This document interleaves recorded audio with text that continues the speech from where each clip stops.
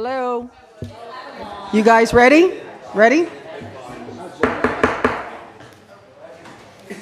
Hello, everyone, and good evening. Welcome to round 2 of the budget. Ms. Marnie, would you please call the roll? Councilmember Steve Friedman. Here. Councilmember Deb Gillis. Here. Councilmember Anna Richards. Here. Vice Mayor Don Horton. I'm here. And Mayor Sharon Mahoney. Here. We have a quorum. Jennifer, since you're talking, would you like to lead us in the pledge?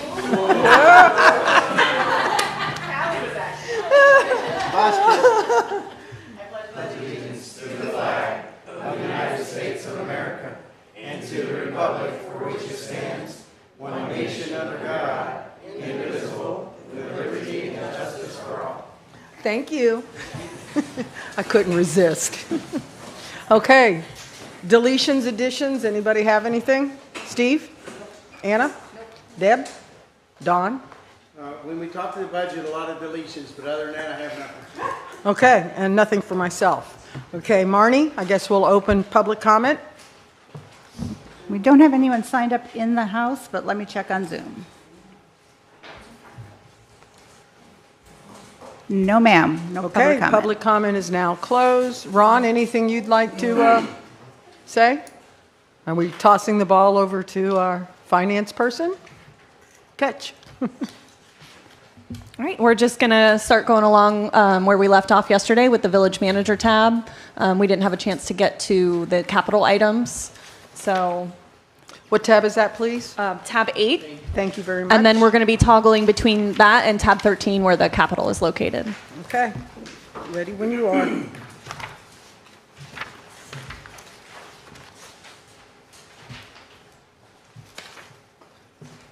So if you guys want to take a look through just the regular Village Manager tab, and if you had any questions, I don't think Peter had a chance to answer any questions yesterday if you had any, and then we can move over to the capital items under tab 13, and for Village Manager, that would be page 3 under tab 13. Anyone have any questions? No, man. I thought we did this. Yeah, we did part of it. Did we do the whole thing? Not the capital portion. Oh, we didn't do attorney. No, on village manager. I thought we finished that with the exception of capital. Yes. Okay. So any questions?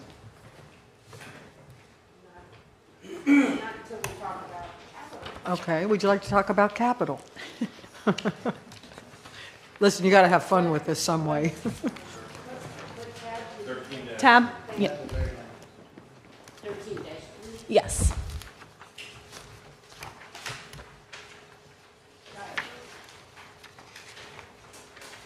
Okay.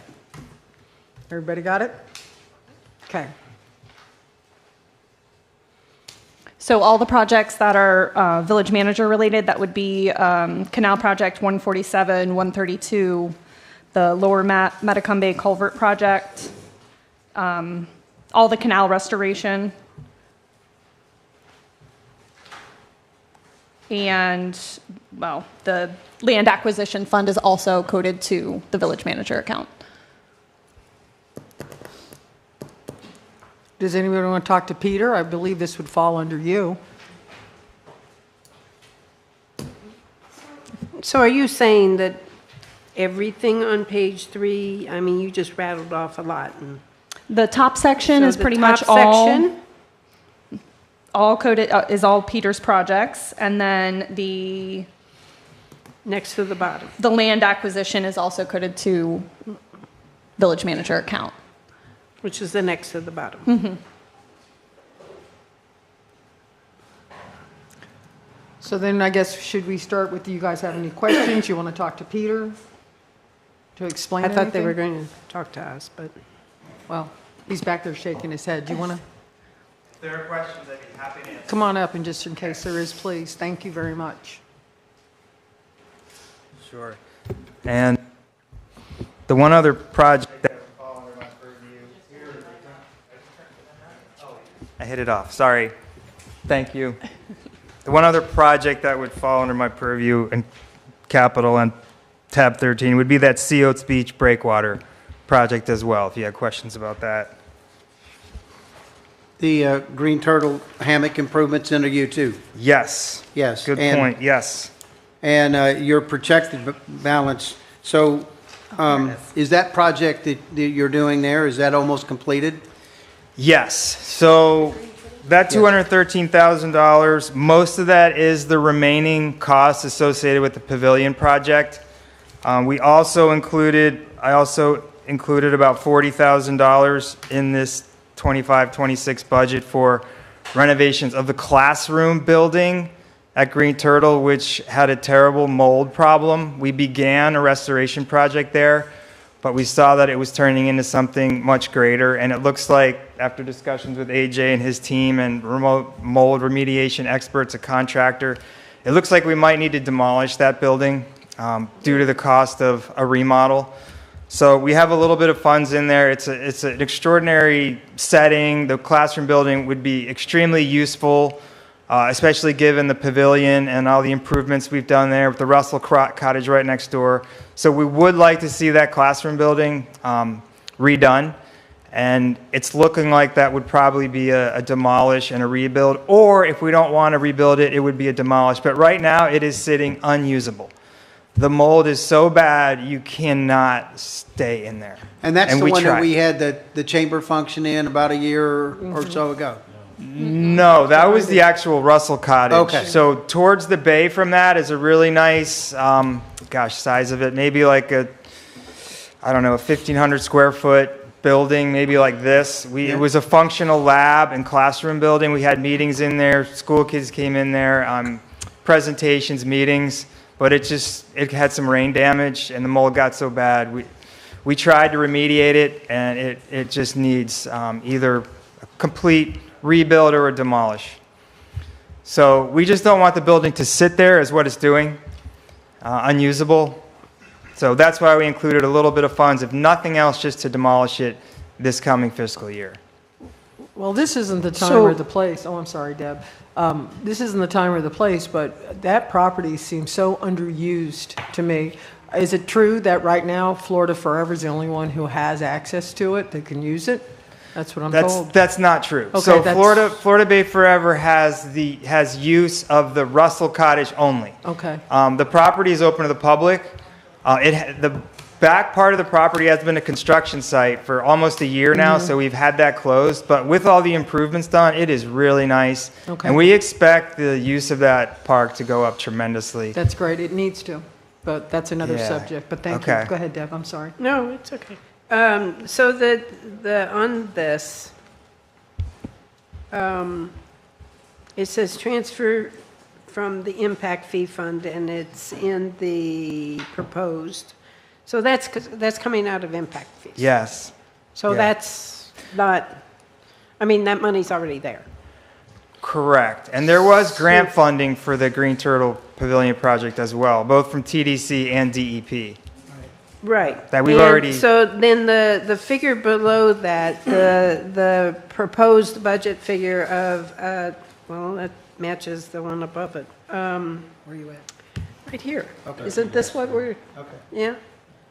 Am I lost? What money are you looking for the demolition? Is it the $667,000? No. No? Is it the $213,000? Yes, it would come out of But that's that. coming out of impact fees. Yes. But you say that you projected about 45,000 for that? About 40 for the restoration of the classroom. Okay.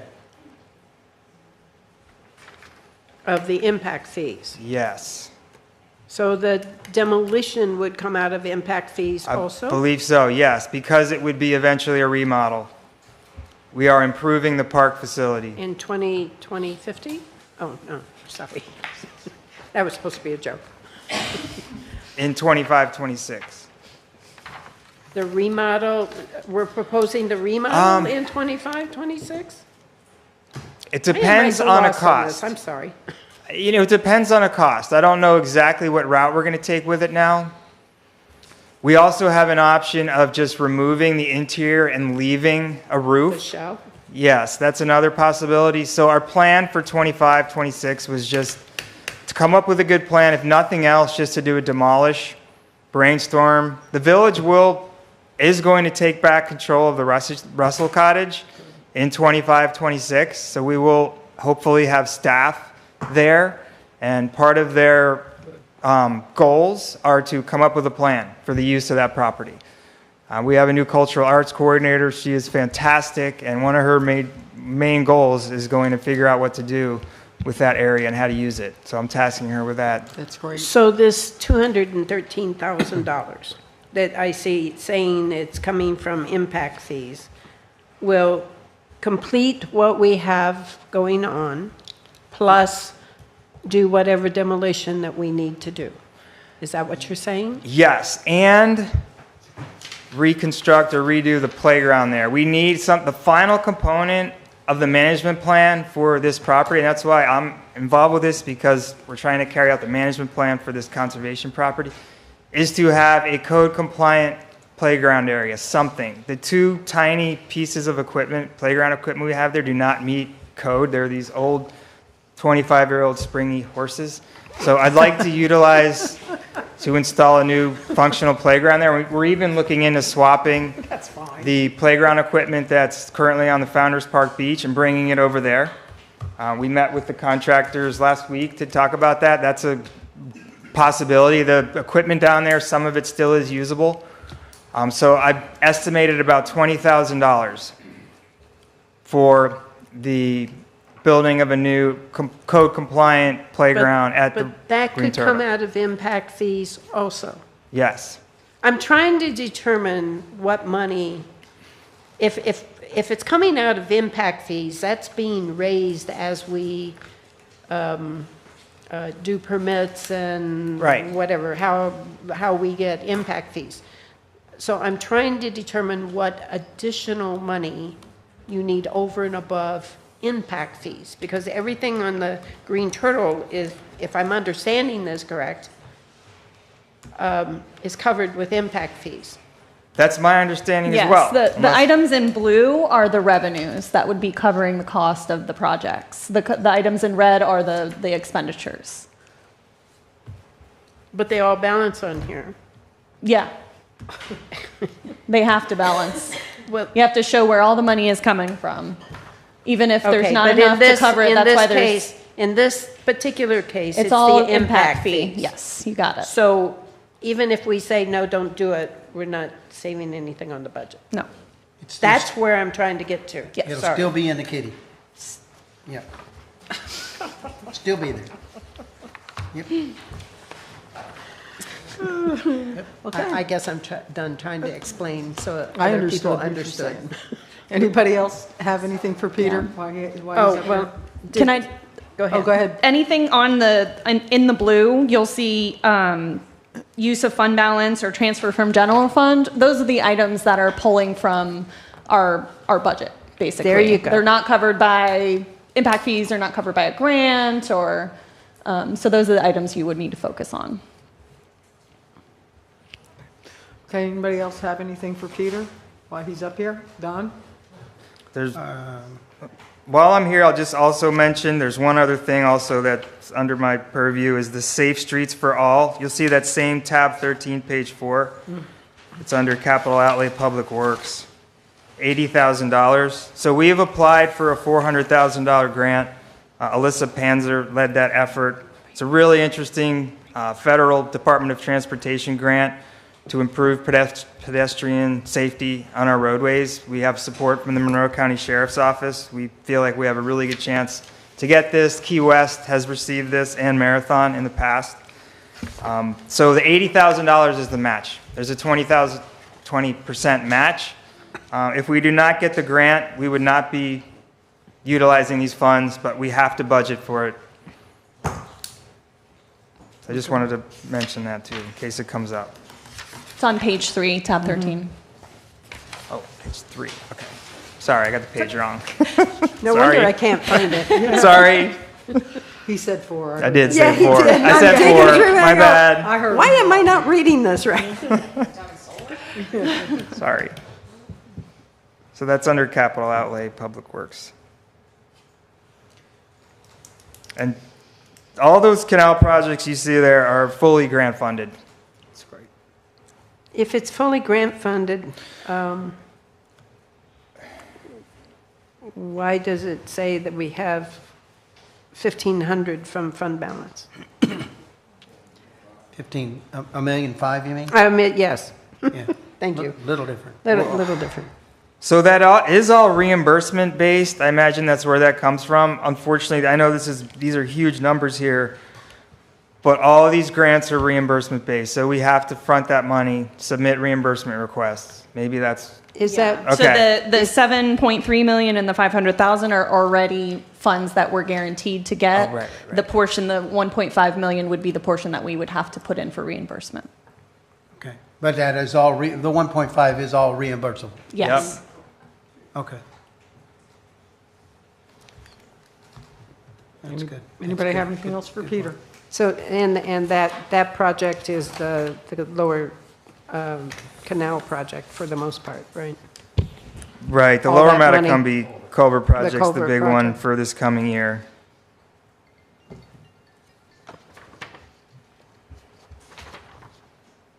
Anything else for Peter, or can we let the gentleman sit down? Okay. All right, thank you. Thank you.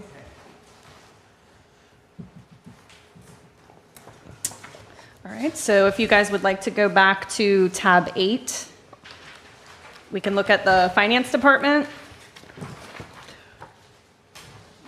which is page 3.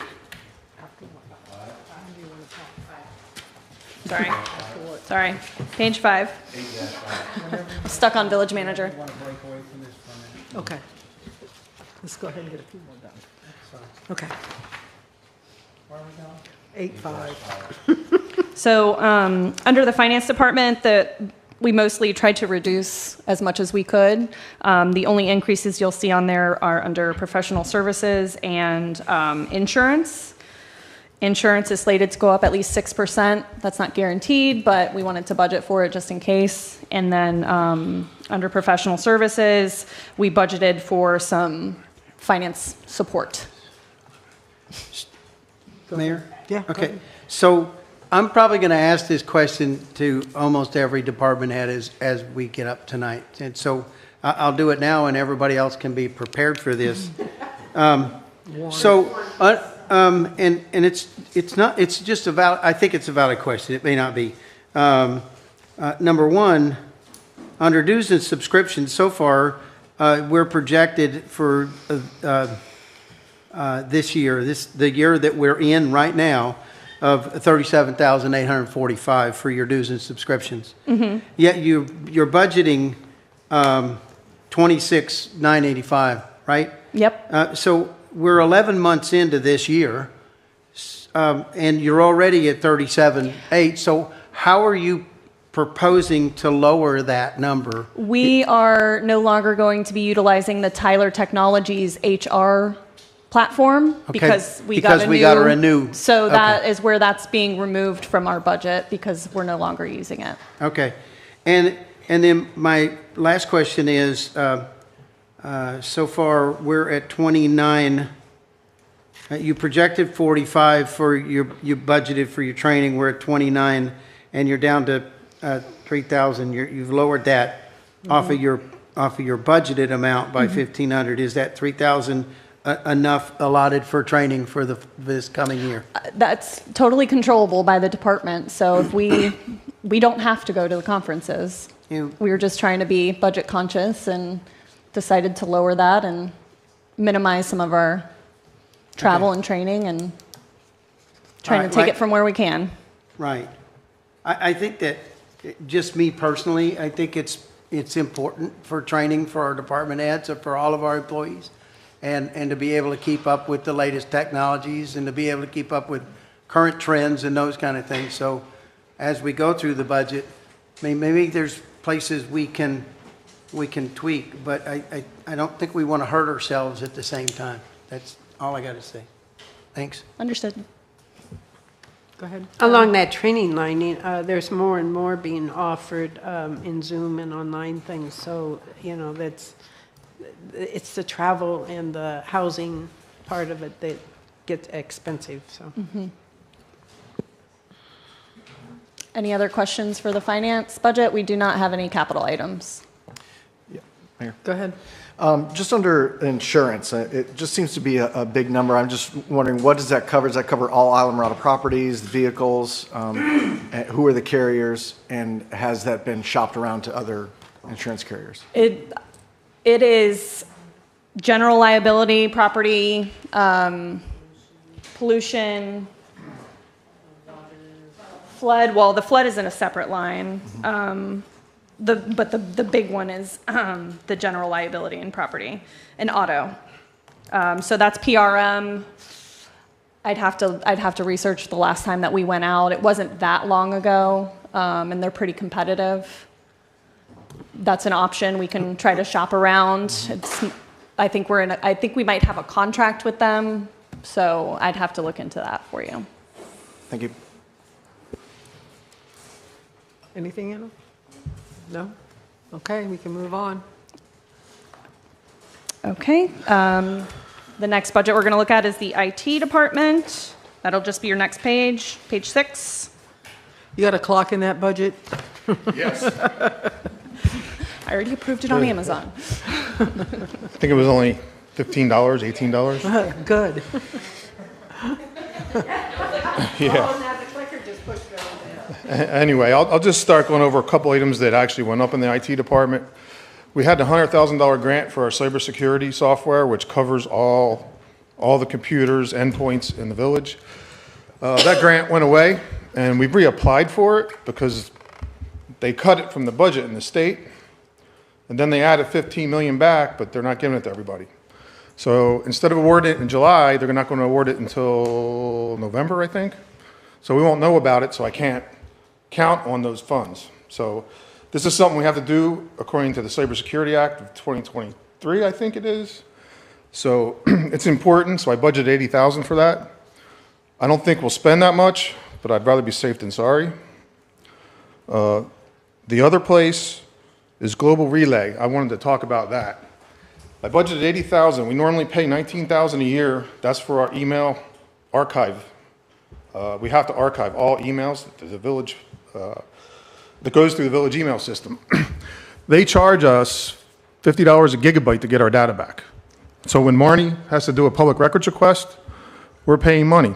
They want to charge us $75,000 to give us all our data back. And I have a quote for half price that charges nothing to give us our data back. So we can try and have Meister Rhoda look into it again to try and see if we can get it reduced, but they pretty much said we have to pay it. I might be able to negotiate a less amount, but I just wanted to see if council was interested in getting away from this company. We've been with them since 2006. So they're saying once they store it, it's their proprietary? No, it's our data, but in order to give us back, they charge us for it. So if we do a big email search for a public record request, I don't know, Marnie has to pay money. And they actually held up public records requests this year because of a $195 invoice that was disputed. So we've had a lot of problems with them. So I just wanted to make you aware of that. Why wouldn't we go out if we're having problems with it? I'm sorry? Why wouldn't we go out and look for another company? Oh, no, if we were I having did, but it's a problems? matter of paying the money to get the data back. It's going to cost us probably $75,000. And that's in your budget? Yeah, it's the $80,000 I have in the budget. That's the 80, okay. Yeah, the Global Relay, 80, and the new company would be around 10,000, 10,500, somewhere in that range. I'd have to get a specific quote when I went to do it. This contract, our contract with them is up, I think, in December. And you've looked at this other company and their contract, and they don't have the same? No, it's, almost all of them are not. And I vetted the companies I checked to make sure that we would be within the law of how they store the data and audit it, because, it's, legally, we have to keep all emails for 3 years. We're trying to keep as many as we can permanently. But there's some, like the spam and everything else you can get rid of. But there's some emails we go back to 2005 on occasionally. So it's a lot of data. And then, of course, I would come back to council, to get this approved in a resolution when we get ready to move forward. So they're the two biggest things that put my budget up. makes sense. Yep. I mean, it only makes sense for you Yeah. to do this.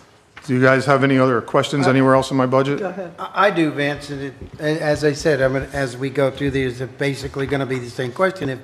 If we're 11 months into this thing, and you've only spent $492 on your travel and per diem, why are we projecting we're going to spend $5,000? Well, IT didn't do much training this year. We're behind. So, and the training I'm trying to do is within the state of Florida and online. So I don't know. I know that Susan goes to the City View Conference every year in October, and I'm not sure. I thought we spent more than that. And, you know, I'd have to look at the numbers, but I'm projecting 5,000 as a precaution. I think we projected 10,000 last year, and we only spent that much.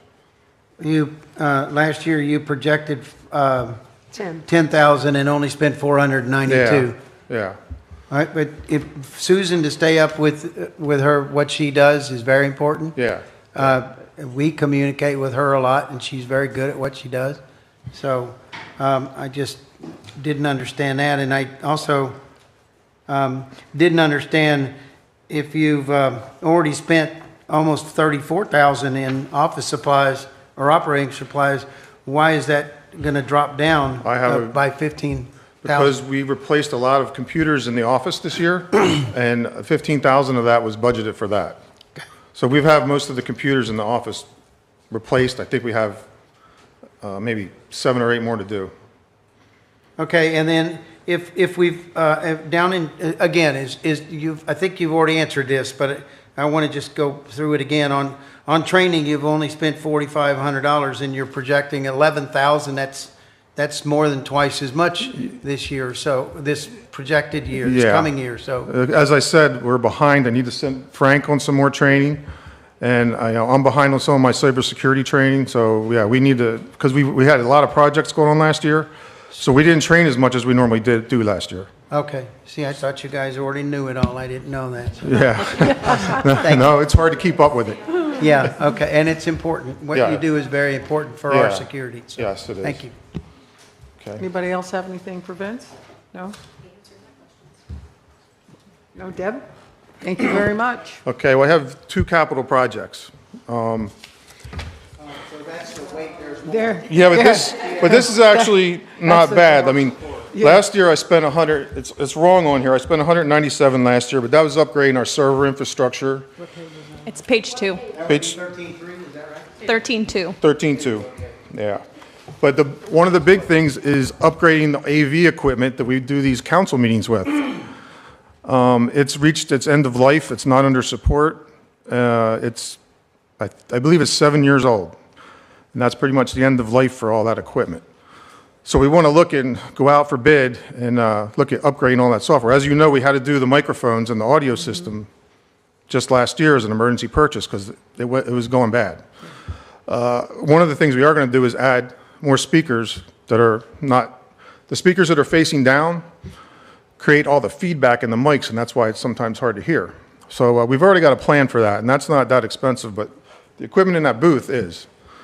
And, you know, it's critical to do these meetings, to stream it, broadcast it, and whatnot. So the 100,000 will not hit that. I'm just being cautious in case there's any issues. We're guessing between 60 and 70,000. Okay? The other thing, the last thing is the core switches. All I can say about that is they're 10 years old. All communications within the village for computers, voice, everything. Our council meeting here, there's a core switch in that office. Go through that. They're 10 years old, and we're actually out of compliance with the Cybersecurity Act by 3 years. So we have to look at that, and that won't be that much either, but again, I'm being cautious. So last year, we didn't spend, I think it was 130,000 of our capital projects. So we did find ways to save money, and we'll look at it again this year. You know, unfortunately in IT, things are expensive, and we all need it. So is there any other questions? No, thank you very All much. right, thank you. Appreciate it. Thank you.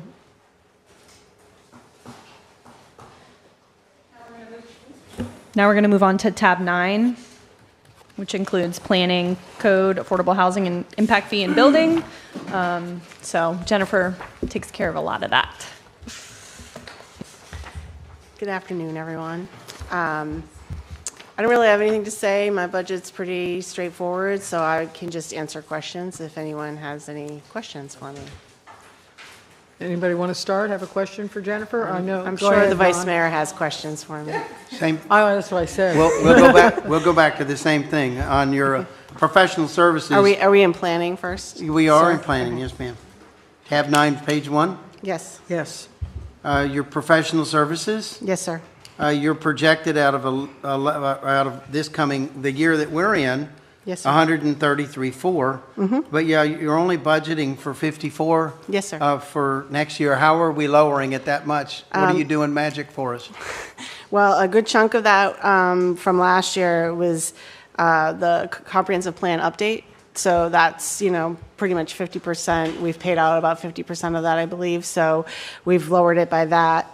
Also within that, last year was the contract for Rebecca Jeton. That's being moved from the planning department into Peter Freza's management. I'm not using her as much for anything, really. He uses her more for land acquisition and things like that. And so he's taken over the management of that contract. So that's been removed from that professional services category. And then the other, the RES feasibility study, that project's been completed. That was the breakwater feasibility study. That project was completed. McFarland Johnson, we don't use engineers for site plan reviews anymore because we have an in-house review engineer, so we have brought that in-house. And then Liquid Web, that's a Vince IT question. I don't know why that's going away. Liquid Web has gone away.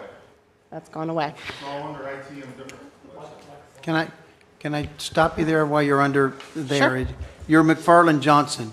Yes, sir. When we use them for site plan review and we, when you made an application, you had to put a deposit down. Yes, sir. And then that went towards that function of the engineering. Some of it did, yes. Do we have cost recovery now for our in-house that covers the same thing? And do we keep track of his time and take it out of that application fee? We do not use cost recovery for his time as a village So employee. we actually are losing money because we're not doing that. Well, Where before we were actually paying for this service, and now the taxpayers are paying for that service. Well, I would argue that we're getting more service from an in-house engineer by doing stormwater reviews that weren't getting done before, stormwater inspections that weren't getting done before. He's been instrumental in working on the stormwater management plan update with the Public Works Department.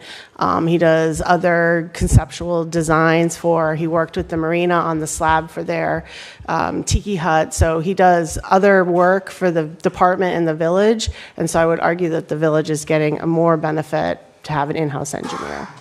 Maybe more benefit, but we don't have cost recovery. Not for the review portion, no, we do not. Right. Where before we did have cost recovery. Yes, we did. So why it also didn't we- took longer for the outside reviews to come back, so It took people's much permits longer. were delayed. It took much longer, and they tried to justify their existence by taking more time so that it cost the applicant more time. But at the same time, it seems like we shouldn't have lost that cost recovery. It seems as there is still a service that's being performed that we had charged for before, right? That's all I'm getting at, is that I think that we should start looking more at cost recovery. If it was something that, if it's simply a user's fee, right? And it is something that's in our code at the time, so we should still take advantage of that. I'll have to read the code and see if we can use cost recovery for village employees. I'm not sure if that's an allowed under the code, so I'll have to double check that. Okay, well, all right, then we can have that conversation later, because if it's costing and we can't recover it, then I don't see that benefit. I personally don't.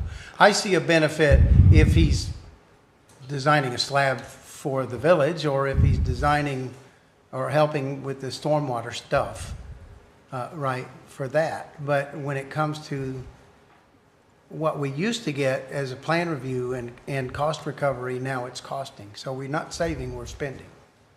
Gotcha, okay. Also, on your advertising, you're currently at almost 18,000. You say we're projecting that we're going to drop it down or proposing 10,000. Yes, sir. How are we going to do that? So again, a lot of that was due to the comprehensive plan and the week-long charrette that we had and we advertised for. We had several public workshops for that. So a lot of those kinds of things were reduced because that project will be winding down towards the end of this year. Awesome.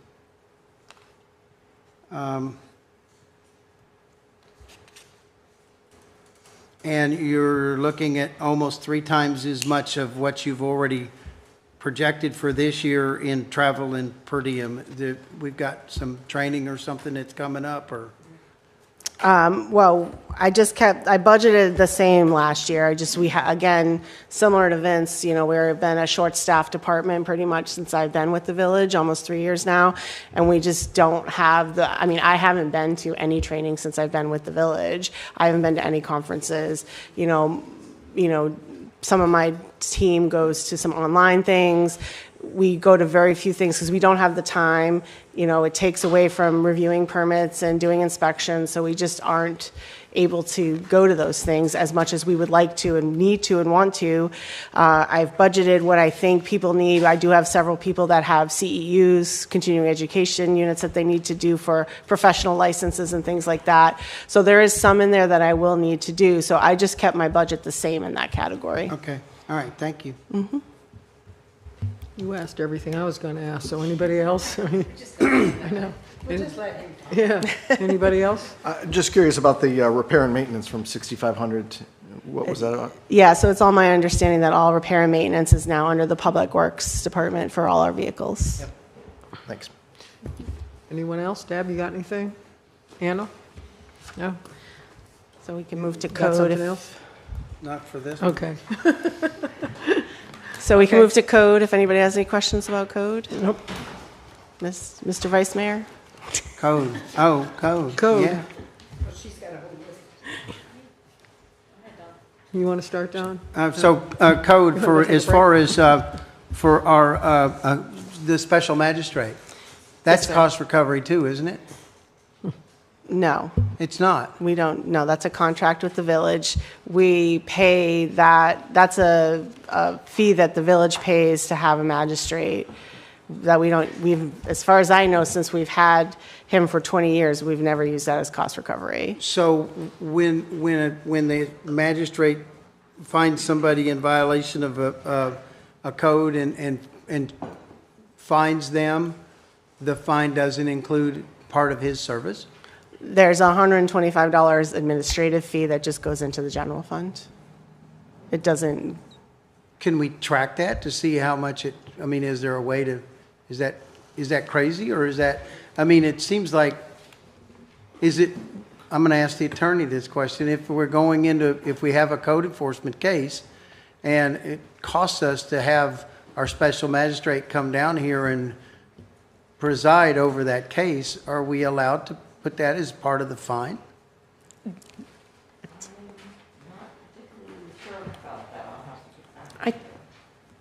I think, my memory may be failing, probably is, but I think that's what the 125 originally was for, is to counteract that, but we couldn't, we didn't, I don't know whether we couldn't or didn't book it accordingly, but I think that's what that administrative fee was about, is to pay for It was, what the village was spending.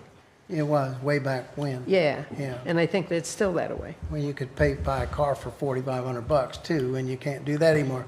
That's why I'm saying maybe we should go up on that 145, 2,500. Maybe we go up on the administrative Yes, fee, right. but I don't know, what do you call that? I just cost want to note recovery? two things regarding this discussion. So the magistrate doesn't come here. Everything is done via Zoom. So See how old time I am? yeah, so everything is done via Zoom, so there's no like travel or anything like that. It's simply, so there's that. And also just to make everybody aware, during the process of this budget, we were made aware that our current magistrate, Michael Pavalchik, has decided he no longer wants to be the village's magistrate. So we are working with Weiss Sirota and Jose Arango to come up with a new magistrate for the village. We have a name that was given to us by Mr. Pavelchik, and we are working to come up with an agreement with him. So I just wanted to make the council aware of that. Is that because your staff is doing such a good job and not having to have them go to hearing? Is that because of why? Because your staff is doing such a good job and you're not having to take them to a hearing? He's losing money because he has no work? That's one theory, but he says it's because he doesn't have time anymore to do it for us. Okay, thank you. Thank you. I'm assuming that the travel is the same thing with everybody else in Yes. code. Yeah. Yeah, 'cause before you asked, I thought I'd take that off. Anybody have anything else? Deb? Steve? Okay, we can, Affordable Housing Fund?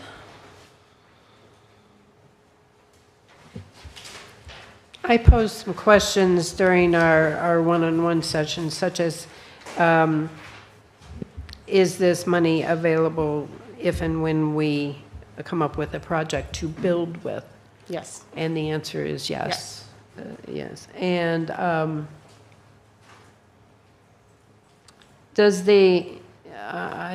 I know it's spread over 99 years, but does the WetNet lease payment fall into this account, or does it It fall does into a someplace else? portion, it's like prorated by, I don't know the exact amount, I don't know if Abby knows It's the exact amount. prorated but- by what? By the number of years. Oh, yeah, I I was saying, I understand. don't know the It got exact spread amount. over 99 years or something, it was something weird. Yeah, But that money It does. falls into this account? yeah, that's what lease payments is. Yes.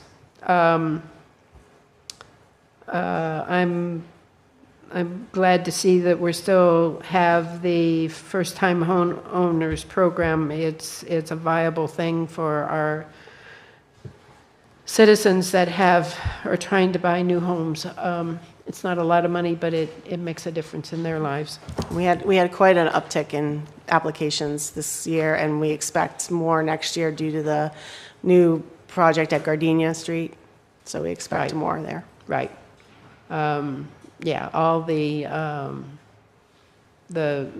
Habitat people, all the Middle Keys Land Trust people qualify for that, for sure. Yes. And there's others that qualify too. They don't have to be related to that to Correct. qualify for that money. Correct. Those are the only two things I'd listed per se. Do you have anything?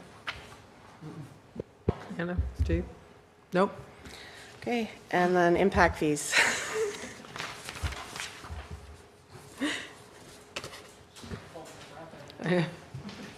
So I brought it up, and once again, this is just to put it out in public. The playground equipment is being paid out of this, or is it being paid out of this, or is it, does it show as TDC money on this page? I think it was actually paid, this, the That's park not playground. That's not a me question. That's where it's It's in being the paid. impact. It wouldn't show on this page if it's coming from TDC. It would be listed on the capital projects tab as part of the revenue. It is an eligible cost out of impact fee, of the Parks and Recreation impact fee, if they wanted to use those for that. So It's- if we didn't get the money. If you didn't get the TDC money, you could use You could impact use impact fees fees. for Better playground yet, equipment. Better Yes. thing. And what about the balance of the master plan bill? Can it be paid out of this? The park master plan, yes, you can use that for design and engineering as well. Okay.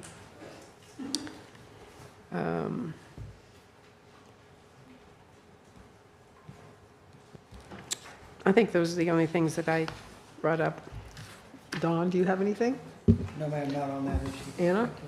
Steve? Thank you very much. Thank you.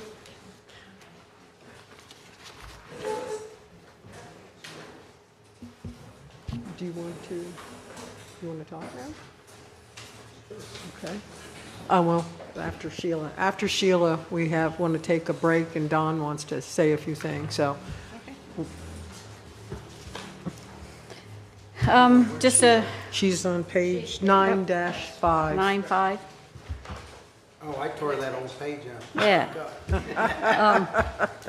Just a quick comment. I'm sure most people are aware that the building fund operates similar to enterprise fund, where all of our expenditures are paid for through the revenue of building permits. We get zero revenue from property taxes. Also, September council meeting, I will be bringing forth a new revised fee schedule for building permit fees for several different reasons. One, to cover costs. Two, to provide us with some reserves as allowed through Florida statute, and ease of figuring and calculating these fees for the public. Yes. So other than that, there's just only a couple small things that went up. One is the Forerunner program, which we signed a 3-year contract so that we could save some money. And in that contract, we paid 1 year up front last year, and then we have to pay 2 years out of it this year. So that'll drop off next year. So that went up a little bit. And then capital projects, I budgeted $75,000 out of the building fund to go towards the potential addition of the restrooms, for public restrooms for the admin building, if that goes through. Sheila, would you like to explain this line? We worked through it on our one-on-one about the non-spendable fund balance. Oh, yeah, that's a Hattie question. Well, maybe it's not a Sheila question, sorry. That's simply just showing the prepaid expenses. So we prepay for, it's actually the CityView fees, annual ASM fees. And those they're already spent, so that's why they're non-spendable, because it's money that's earmarked for prepaid expenses for next year's budget. I just think it's labeled strange. That's all. It's not spendable money. I 'Cause it's questioned already it spent. I questioned it myself. I'm like, Yeah, right. It's already spent. It's already spent. Yes. Already but I have money. to There spend you it for go. City You View. had to change the title. What else did I have?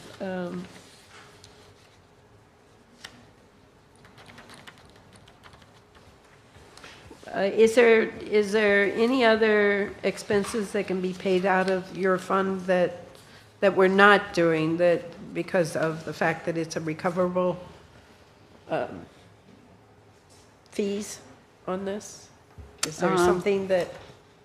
I don't think so. I already transferred a general fund for, quote, rent for my portion of the building. I also pay a percentage of other departmental employees that do some work that, for instance, the cashier who has to take the payments, Susan, who manages our CityView, code enforcement, 25% of each of their salaries comes out of this budget. You actually pay rent too, don't you? Yeah, that's the $84,000 you'll see us transfer to general fund. Right. And then fire, I pay 35% of fire inspector. Right. I think that is it. I think that's it. So anywhere that anybody's doing any enforcement of the Florida Building Code, I try to take it out of here. If I'm missing something, let me know. Don, you have anything else? Deb? Anna? Nope. Right. Thank you very much. Thank you. And Don asks if he could have a brief conversation in between, so have your conversation. Well, at one point I had, as I was going through studying the budget all the way through for the past however long we've had this in front of us, there just were several things that kind of red flagged to me and questions that I had. And I wish I would have gone through all of this last night just to set the stage for, us looking at this budget. But certainly is it harmful to do it now and then maybe as we meet again tomorrow or as we're going through tonight, we can think about these things and consider them. And I've brought up some of them, but I'm going to want to go through the list. And I talked to AJ about bulk fuel or partnering with the sheriff on our fuel. And I know that yesterday AJ said to me, to us, it's not that much of a savings, but if it's a nickel a gallon, it's that much of a savings when we have that many vehicles that are running around throughout the whole entire village. I do believe we need to have somebody designated as our fleet manager. Not necessarily that it's somebody that we're going to create a new position, but I think that we should have someone that is our fleet manager. And I know AJ is extremely busy on all of the things that he does. And so I think that Ron needs to figure that out. I would like during this coming fiscal year for us to put an RFP out for right-of-way work and just to see if that's going to end up saving this village money or not. I'd like to put an RFP out for our contract fleet maintenance. I think that if we put that out to bid to some of our mobile mechanics or some of our fixed mechanics in our town, that we may be able to pay less than what we do when we just run into one of our mechanics and say, fix this. I think that if they know that we are going to just use them, we're going to use them, they can get us a better hourly rate. We obviously need to work hard on adjusting our wastewater fees. I believe we need to, and we haven't gotten there yet, but I believe that we need to take and maybe do a rate study on our marina fees. I know rate studies cost us money, but at the same time, if we've got a 4-year waiting list out there, that tells me two things. Number one, we're competing with our local businesses, and we shouldn't do that. So we should actually charge more than our local businesses. And number two, that if we've got a 4-year waiting list, we're not charging enough. I had a very good friend of mine many years ago that owned a very successful restaurant, and he told me when he has a line out the door, he raises his prices because it tells him that he's way too cheap. And I think that's what's going on. I personally think that's what's going on there. It could be wrong. I think that, again, we need to contract with fuel delivery to some degree for all of our vehicles. We already talked about looking into contracting part of our finance. I don't see anything wrong with that. I don't want anybody in this village to lose a job over it, but I still want to see if we're going to save money over that. I don't think we need to spend overtime at the Phils or Ann's Beach. I personally believe that we're sitting here struggling with a budget, and we're talking in front of our staff about not giving them raises, and it upsets the heck out of me. And I'm fine with selling the Island Christian Church. I think that we made a huge mistake at buying. I think a past council made a huge mistake at buying a building that they had no business in buying. We had no intent on using it for anything, and we spent $4.2 million for no reason whatsoever than to have a building sit there doing nothing. It's a beautiful building, and I'm glad that the church was able to make themselves whole and move out and do what they're doing, but I think that we ought to talk to somebody about maybe selling that building. AJ is still going to ask you a question of how many trucks do you have? How many employees do you have? And how many employees do you have that drive those trucks? And if each person has a truck, why do we need each guy to drive a truck? I think it would be more economical for us to, instead of having all of the other equipment like bobcats and backhoes and water tank trailers and stuff, that we can probably outsource that. I got a really tough question that's been bugging the heck out of me, and nobody can answer it. And I've asked every smart guy in this person, every smart person in this county, why do we pay the same amount of tax to Monroe County than does the unincorporated areas of Monroe County? I do not understand that. We provide our own services through our own tax dollars for all of our people in Monroe County or in Islamorada, and yet we still pay the same amount in ad valorem taxes as does the people in Key Largo. Now, Now, I understand that the county provides us the dog catcher, and I'm sure that they have some form of social services that they provide to us. They don't do anything on our roads or our right-of-ways or help us with our fire or our ambulance or any of that stuff. And that's where all that money goes to when you pay it in ad valorem taxes. So why do we pay the same amount to Monroe County that we pay to ourselves or to Key Largo? So I don't understand that. I think we need to look heavily at doing a special taxing district, or we need to do something at Sun Communities. I think that it is completely wrong that 52 homes and 50-something RV sites get to have people come and go and drive into this park that all of our taxpayers pay for, and yet they aren't paying property taxes on any of those houses that are sitting there on Sun Communities. And I've talked to a couple of people a lot smarter than me, and they agree that there's got to be some way for us to either turn them into a special taxing district or for us to garner some type of fees or taxes out of Sun Communities because they've got a gold mine over there, and each home in there is projected at well under what I'd say is the market at $700,000. We're losing probably close to in total, probably close to $1 million in taxable value, or in taxes, not taxable value. It's each home is $700,000. Each one of those homes all by itself would probably be paying around $7,000 in ad valorem taxes that we all have to pay. Why don't they have to pay it? I think I don't know what we charge, and I'll find out soon, I know, on what we charge for non-residents to launch a boat. But I can tell you that Marathon has done rollback 3 years in a row simply because of their boat launch. They've made that much money off of their ramp that they have. I want to continue to find ways and opportunities to create more user fees. I think maybe we ought to start looking at our planning fees much like we look at our building fees. Maybe that includes environmental and planning as well.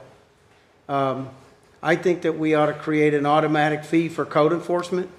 If there's a code enforcement case that has to be open that go to the hearing, I think that we need to up that amount. If you've violated the code and you're not willing to fix it and you're going all the way to a hearing, I think that it should cost you, not just an after-the-fact fee in building, but I think it should cost you because you're costing the taxpayers of this town a lot of money by not following our code. When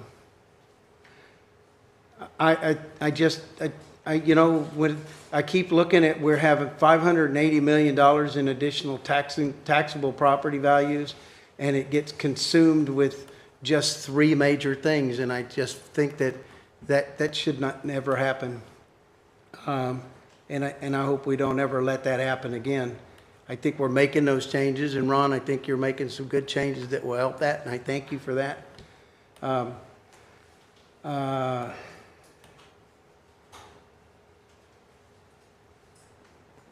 And I guess I'll shut up. That's it.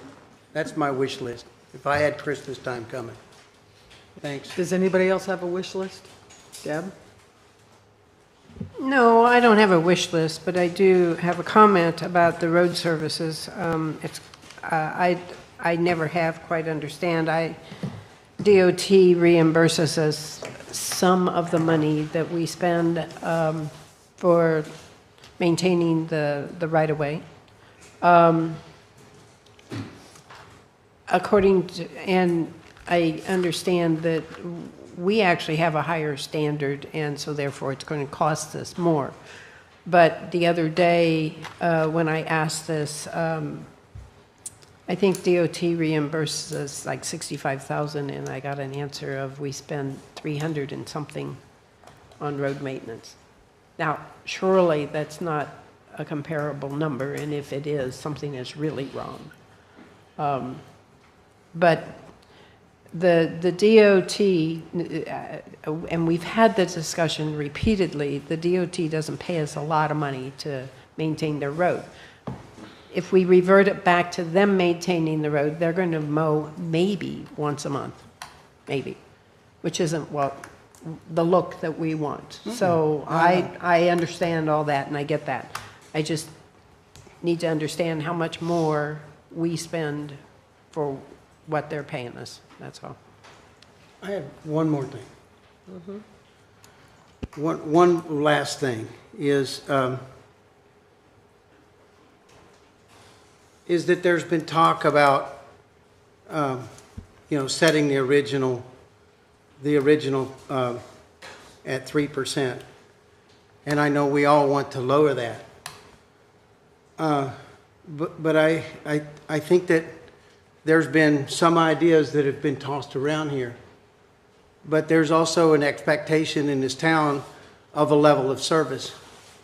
So I guess my question is, what employees do you want to fire? What employees do you want to lessen their salary?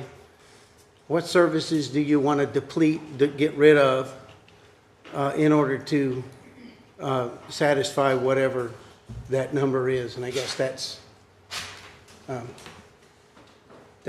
those are my comments and questions. Did you want to say something again? Yeah, he reminded me of stuff, sorry. This side His of the fault. room. His fault. Don't worry about the three of us over here. No, whatever. So not only what you just said, where do you want to cut, but we have other things going on that affect our budget. We already know that the FEMA qualifications for major disaster has been changed. It has been raised considerably. And it'll make it much more difficult for us to get FEMA money. We also have heard, and a lot of this is speculation, rumors, whatever, and we'll have to wait and see, but wait and see on a budget is very difficult. There's been rumors that maybe next year FEMA goes away completely. So we need to consider that in our reserves and our hurricane reserves and our total fund balance. We are seeing a slowing of business. I'm not saying it's overly such, but we are seeing a slowing. I believe it'll run through this next year before we see any change in that uptick again. And with a slowing of business, we get less sales tax sent to us. So once again, our funds are being depleted that we normally use. And I have no idea how this would ever work or even, but I believe it'll be brought up again in next year's session of the state of the elimination of residential property tax. They have changed that wording from residential property tax to residential or elimination of property tax to elimination of residential property tax to elimination of senior property tax. I like that. I do too. But it's still at the residential level, and whatever that ends up being, because somehow I believe that something will come out of that. I have no idea what, but something will come out of that, and we have to cover that money that we're losing. Or ask the residents to cover the money that we're losing in some fashion. All those factors come into play this year on how we can set a mill. Yep. Thank you. Do you guys have anything? Go ahead, Steve. Mine's brief. I just, my wish list is very similar to Don's, actually. I thought you made some great points and appreciate you vocalizing those. The only thing that I would really add to that is, on my wish list, is to continue to add to our hurricane fund somehow. So. Anna? That's on my list. Too. Atta girl. Okay, we done? You ready to move on? Yes, ma'am. Go ahead. Thank you.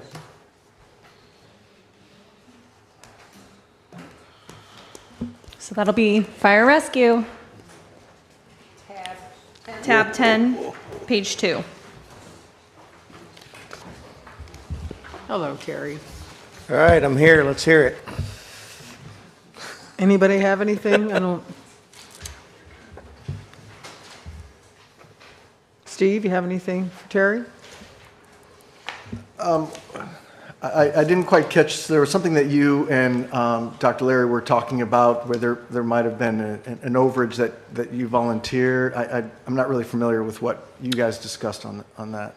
So that was last year's budget, correct. There were two line items that were over budgeted. One was my overtime at 750. It's not that much. It's 550, give or take 5 or 10,000. And then there was my second line, which is other salaries and wages. And last year was 550,000, and it should have been 55,000. Again, last year I brought it up, and they told me to stay in my lane, so I kept my mouth shut. So, which is unusual for me. It's really hard. I'm not going to lie. But I wanted to make sure I stayed in budget, so that gave me a big fat fluffer budget. So.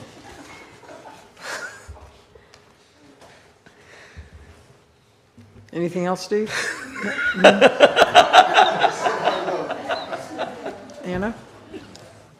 I have a question. Yes, ma'am. So you started the conversation. So, No, it's fine. Feel free. so the other salaries, you said it should have been 55,000. Yes, ma'am. This year, you're proposing 283,000. Yes, ma'am. That's the way we are actually reallocating, the way we're tracking some of our funds. So that number is actually the same, but the way IT or HR is doing it now, it's not only just my volunteer incentives, it's not my fire watches and stuff of that nature. It's also pay incentives, my on-call wages, longevity pay, and step-up pay for other officers. So now they're actually recording 4 other items in that line item, so that's why that number has changed to what it is. Okay, and that's fine. You know, if we've added things to the fund, what we really did is transferred them out of somewhere else to your. Yeah, left pocket to right Right, pocket, still right, money coming out. Right. I guess that was the thing that jumped out at me at the most, except for the discussion about that you and I had about if it's beneficial to even hire the difference between one, how did you word it, one person versus one shift. The 3 people versus the 1 people Yes, ma'am. that we talked about. You stated whether adding a float position or something would be beneficial, adding one. With the way it works with 2448s, one person filling a spot is actually 3 people to fill 1 spot. And again, it's a very difficult balancing act between them being a float position while maintaining the same current staffing levels, having more there, but when they're out, we don't have to fill.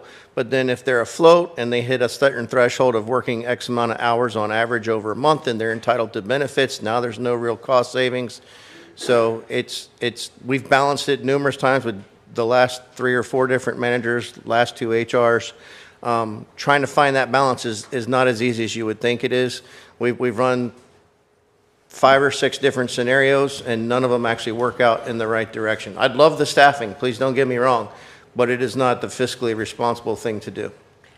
I just think it's important that we bring out the fact that we have been discussing it over the years. Oh, yes, ma'am, for many years. And it's nothing new or surprising in that respect, and that every year that I was on council before, I know we said, you really need that many people? And we've had it over and over and over again, and I think we need to continue to have it because you're right, it's a very difficult balancing act, and maybe one day we'll find that balance. Right. But if we don't continue to discuss it, we can't find the balance. Oh, absolutely. Always doing risk-benefit analysis, trying to Right. find out what's going to work out best. And again, staff hears it from me all the time with some of our grants. They're getting to the point where the cost of construction, the juice ain't worth the squeeze. So I'm going to finish the grant portion that we're at now, collect on phase 1, and we're not going to move forward with phase 2 as a whole. It's just not fiscally smart. So we'll use aspects from phase 1 and utilize it in our own project, but not through the grant as a whole, because it's not the right thing to do for the community. So. And I think, at least in the past, I could see that if there was a grant out there that made sense, that we could qualify for, that you were always on top of that. Always, always. And I, of course, would like you to continue that. And you're right, some grants don't really make sense. They Correct. sound good up front, but that's all I have. Don? Chief, you're short, at the top end, you're short a deputy chief, is that right, or assistant fire chief? I just filled that this week, so currently I'm down an inspector and I'm down my training chief. And then I'm out one lieutenant on workers' comp, he's been out for 3 months, and I'm down 2 firefighters. So field people, I'm down 3 and an inspector. Top brass, I'm down my training chief. Is it possible for your assistant chief to become your trainer? Currently, that's what the plan is. My concept, and I agreed with Ron, I really do not want to lose that FTE position, but I'm not going to fill it on an experiment in faith and hope that we can still maintain that same level of training for our staff and proficiency. But if it comes to the point where the training is slipping and the guys and gals aren't getting the training that they need, then I'll come back and we'll try to figure out how to refill that position. But right now it's empty. Not saying we're doing away with that position, but we're currently not filling it. But I would really love to keep that FTE position just in a kind of a holding pattern, because I fought for 8 years to get that. That's You fair. don't get as good as we are by not training, and you guys actually mentioned it before, training is paramount for your staff and It your is. personnel, especially when it's not a matter of a swipe of grass didn't get mowed, but somebody dies because we screwed up, so training is paramount. You also do a lot of training with Key Largo comes and trains with y'all, right? Absolutely. And you also train a lot for the public, don't you? You give CPR classes and those kind of things. We train a few hundred people a year in that. We do hurricane evacuation training. We do fire extinguisher training. We were just there this week with the school, the daycare next door, doing fire extinguisher training with all their staff. And then school's coming around, so we'll get all the active shooter training here in the next month or so with them on a Wednesday, so I don't violate their union policy for 45 minutes after work.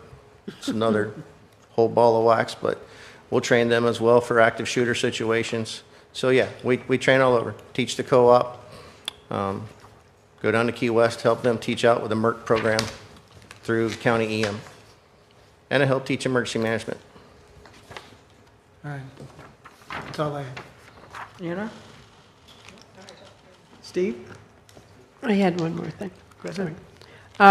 Somebody the other night said something about, why would you send a paramedic to a fire, or why would you send a fire to a paramedic call? And I think it's just important to put out there that if I understand your staff, and if I'm speaking wrong, please correct me, that all your staff is cross-trained. Absolutely. And that is the advantage of our staff, is that they are all cross-trained. And so when you get to a fire, you still need somebody to hold the hose. Well, the paramedic can do that if need be. Correct. And we don't have the luxury of a large department Right. where everybody in a seat is assigned a position on a job on a fire scene. All my guys and gals can do anything and everything on a fire scene. They're amazing. They train for it because they have to. And it's not like this is our zone, you're the first truck, you're first due. They could be first due, they could be third due. So they might be fire attack one instant, next scenario, their water supply. So they've got to know the ins and outs and be proficient at that as well. Next time you're second due, but we're going to hold off on water. We've got injured people. So now we're taking the med truck off to the side and dealing with whoever's hurt. So yeah, we don't have the luxury of a ton of staffing. So the staffing I have are the best of the best. So they're cross-trained, many different levels. And I think that's also why your expenses for training look high. It's because we're doing more of that because we have a small staff. Absolutely. I mean, most people don't understand what the fire rescue does. Everybody thinks we're Norman Rockwell poster and we wash the trucks, we pet our Dalmatian, and we go inside. That could be no further from the truth. I mean, do we sit on our butts and cool off and chill in the summertime? Yes, we do, but we train hardcore in the winter months, and we do a lot of training inside during the summer months when it's crazy hot. But we do everything. I mean, we do hazmat, we do dope on a rope, high angle stuff. You know, we do extrication, confined space, all that stuff. It's not just put wet stuff on the red stuff anymore. Those days are long gone. I understand you don't do cats in trees, though. I do not do cats in trees because I have never seen a cat skeleton in a tree. Mayor, one. Go ahead, Don. Terry, I can't Yes, sir. find it now, and help me. Yes, sir. Was there $80,000 in here for fire storage building? There is some money for a lift because that's not in the contract, a freight lift in the corner to get from first to second floor. And there's some capital items in there for storage racks on the second floor and security racks to lock what goes up in the second floor. As far as the 80,000, it might be allocated elsewhere for the project because I know we used impact fees, we used some hurricane funds, we used appropriations, and some wastewater funds to pay for 103 and 81850. So that pulled from about 5 funding sources to come up with how to get to that number, that budgeted item when that contract came forward. That was October of last year. Last year, right? Yes, sir. That's that building for our free generators. Don't think of it as generators. Think of it as what it does afterwards, boss man. It's a huge building. I don't know if you've seen it. I'm going to poke you every time I get a chance on that. You know. Feel free. I'm good at giving it back, so I'm good at taking it as well. Okay, anybody else have anything for Terry? No? Thank You guys sir. want to review He capital? still has his capital items. Yep. So that's tab 13, page 1 and 2 has some of his stuff.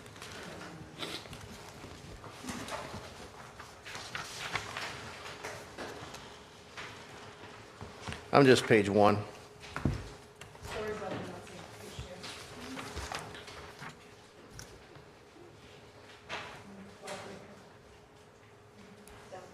Okay, you rock on. I can't read. It's not a pretty picture. Where's that boat lift going, Terry? First slip over by the opposite side of the mangroves by the boat ramp. And that's for our fireboat, Yes, sir. our free fireboat? Yes, sir.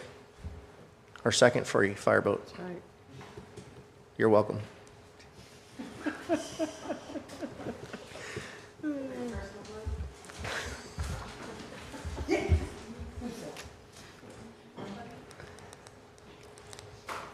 Anybody got any questions? No. No? Thank you. Appreciate Thank your you. time.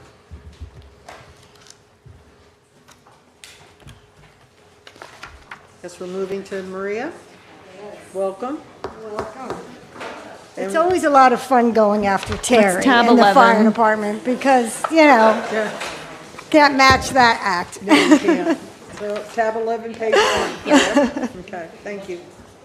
I need to go before Terry, definitely. Well, hello, good afternoon. I'm here to pretty much try to answer your questions concerning the Parks and Recreation budget. Well, that's the same question I've been asking. Okay? I just look over at him.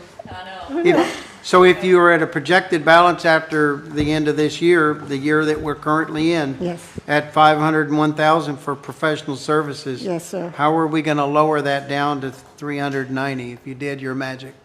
Well, last year we had a lot of projects going on, and Miller Legg, the consultant for our master plan, that was for last year, and we're at the end of the master plan. We got about a quarter of it left, so there's only a remaining 50,800 left on that contract.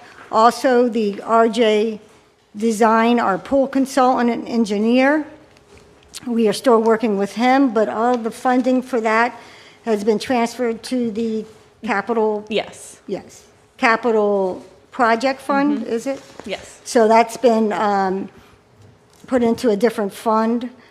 Also, there was a $50,000 site plan consultant master plan result that was budgeted for $50,000, and that was basically set aside for last year's budget.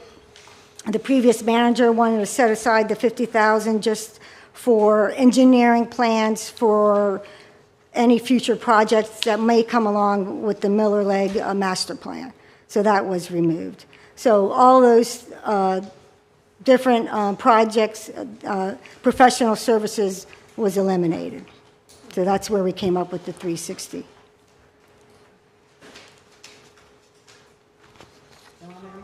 No, that's Deb? Yeah? Yeah, no, I was going for travel too. I was going for the travel too, so, about travel. I'll leave her alone. The travel, you had a question about travel? Oh, no? Okay. We were thinking he was going to cover it. They're picking on me now. Yep.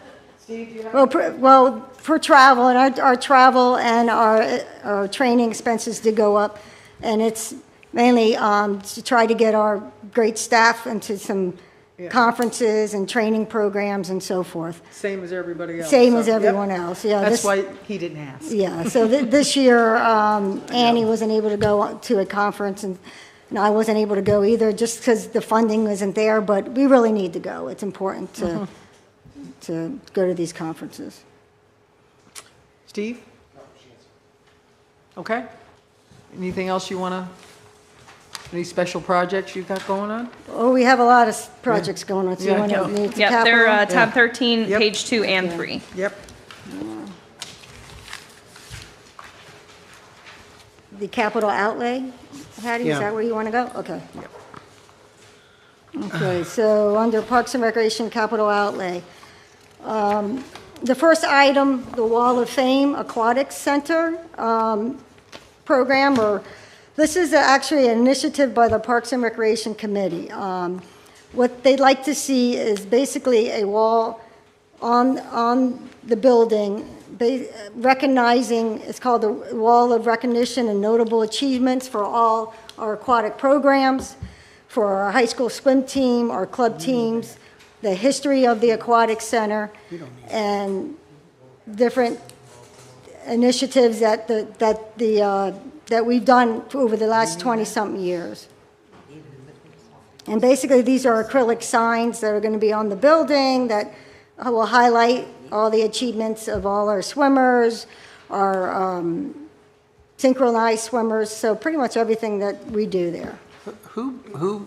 Who brought that up, Maria? Whose idea is this? And Well, it's been brought up several times by our Parks and Recreation Advisory Committee members. That's Carolyn Whiteman and the committee, and also some members of the public, Bess Kammerstein and some of our master swimmers brought up this idea, and they thought it was a good idea.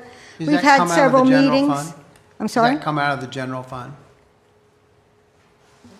That's Where does that money come from? So in that section, under local government discretionary sales surtax, that falls under the 10% portion. So if you see that top line or that 331,000, that is covering this section.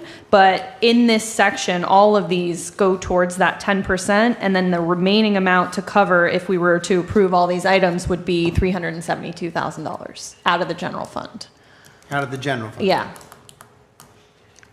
So can that 10% be spent on other, what kind of things can the 10% be spent on? I know the 90% is restricted. I honestly, yeah, that's one that I had some help with the distribution of revenue on this portion. So I will have to get back to you on that, but it is limited. But I mean, if you look through these items that are on the top, basically equipment, it looks like it's mostly equipment for use within the government, because it looks like that's all equipment purchases. Where's the storage building going to go? Storage shed? That is to replace the current storage shed that is out behind the pool facility. That shed is probably as old as the park, going on 20-something years. There's holes in it, the frame is cracked, the flooring is folding in, so it's in really, really bad shape. And that storage unit stores all our, like, small lawnmowers, our weed eaters, and things like that. So that's something different than what would come from AJ, Public Works Park?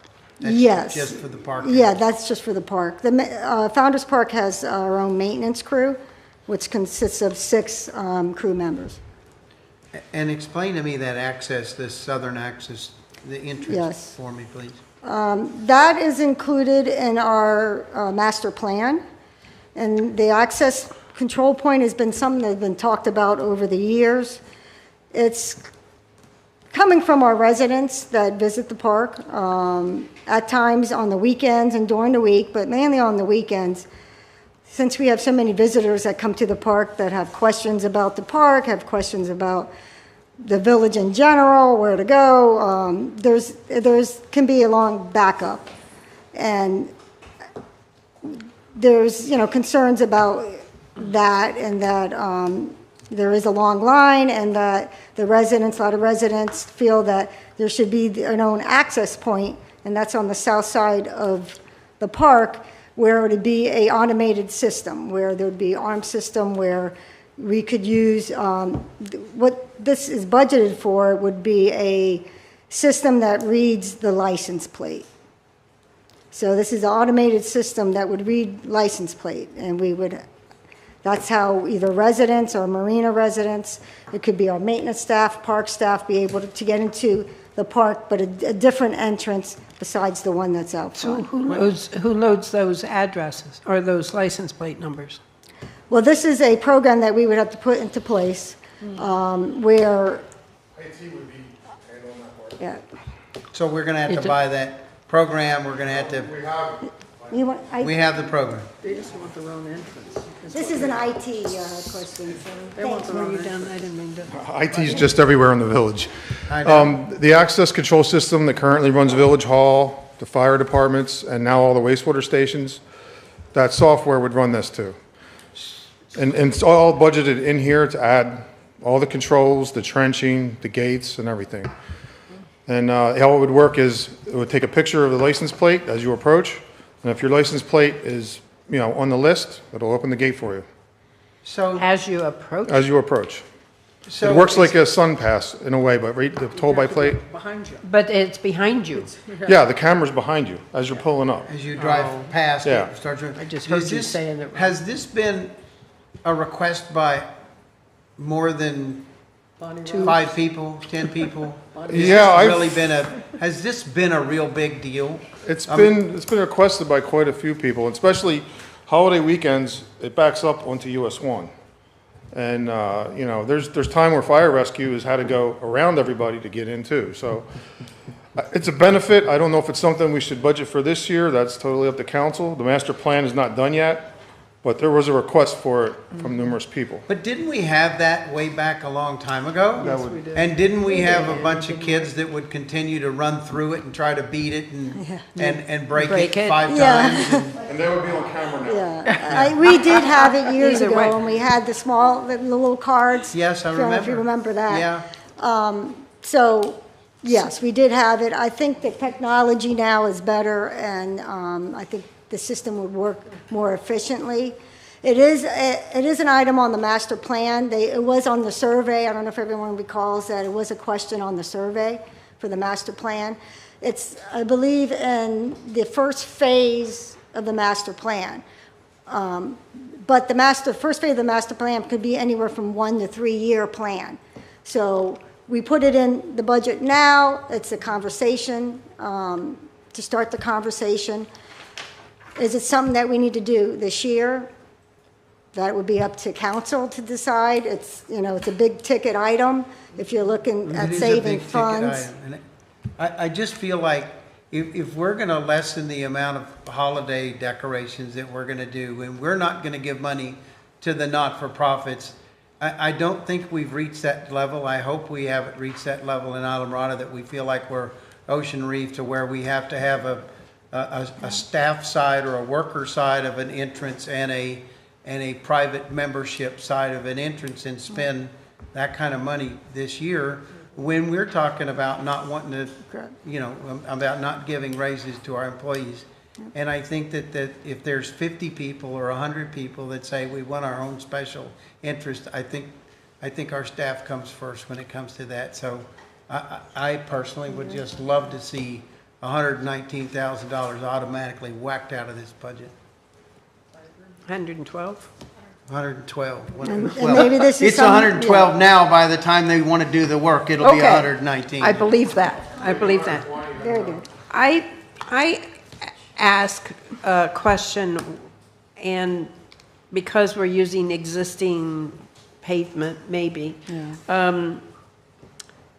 because of the problems that we had in the past, and you're right, they ran it, they broke it, they pushed times. it, it was endless, and that's why we quit that and moved all of it over to the main entrance. Of how much it would cost to put a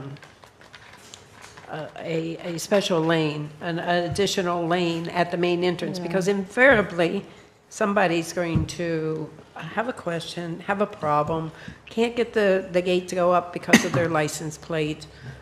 You name it, it's going to happen. But I'm also on the same page, maybe going forward, I'm on the same page as Don, is that I'd rather see that money applied to staff. It's killing me that we're talking about a 0% increase for staff.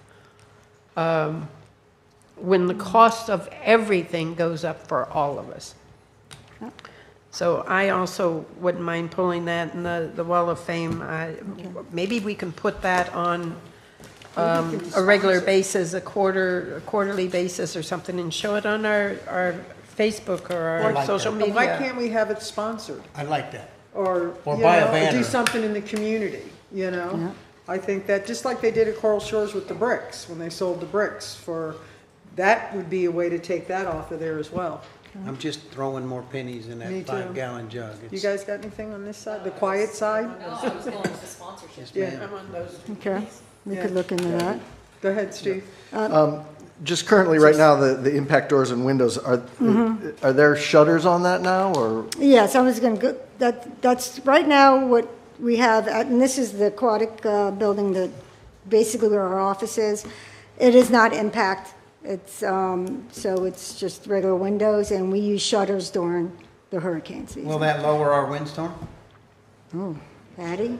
That's a I don't think Patty impact question. lowers it Little any more credit. than shutters, as long as you have the quality shutters, right? Yeah. Yeah, I think impact is Yeah, I more. think you get a better credit for it. Maybe. Maybe. It would be a question that would have to be asked. And Is that's it basically just upgrades to that building. We do have problems.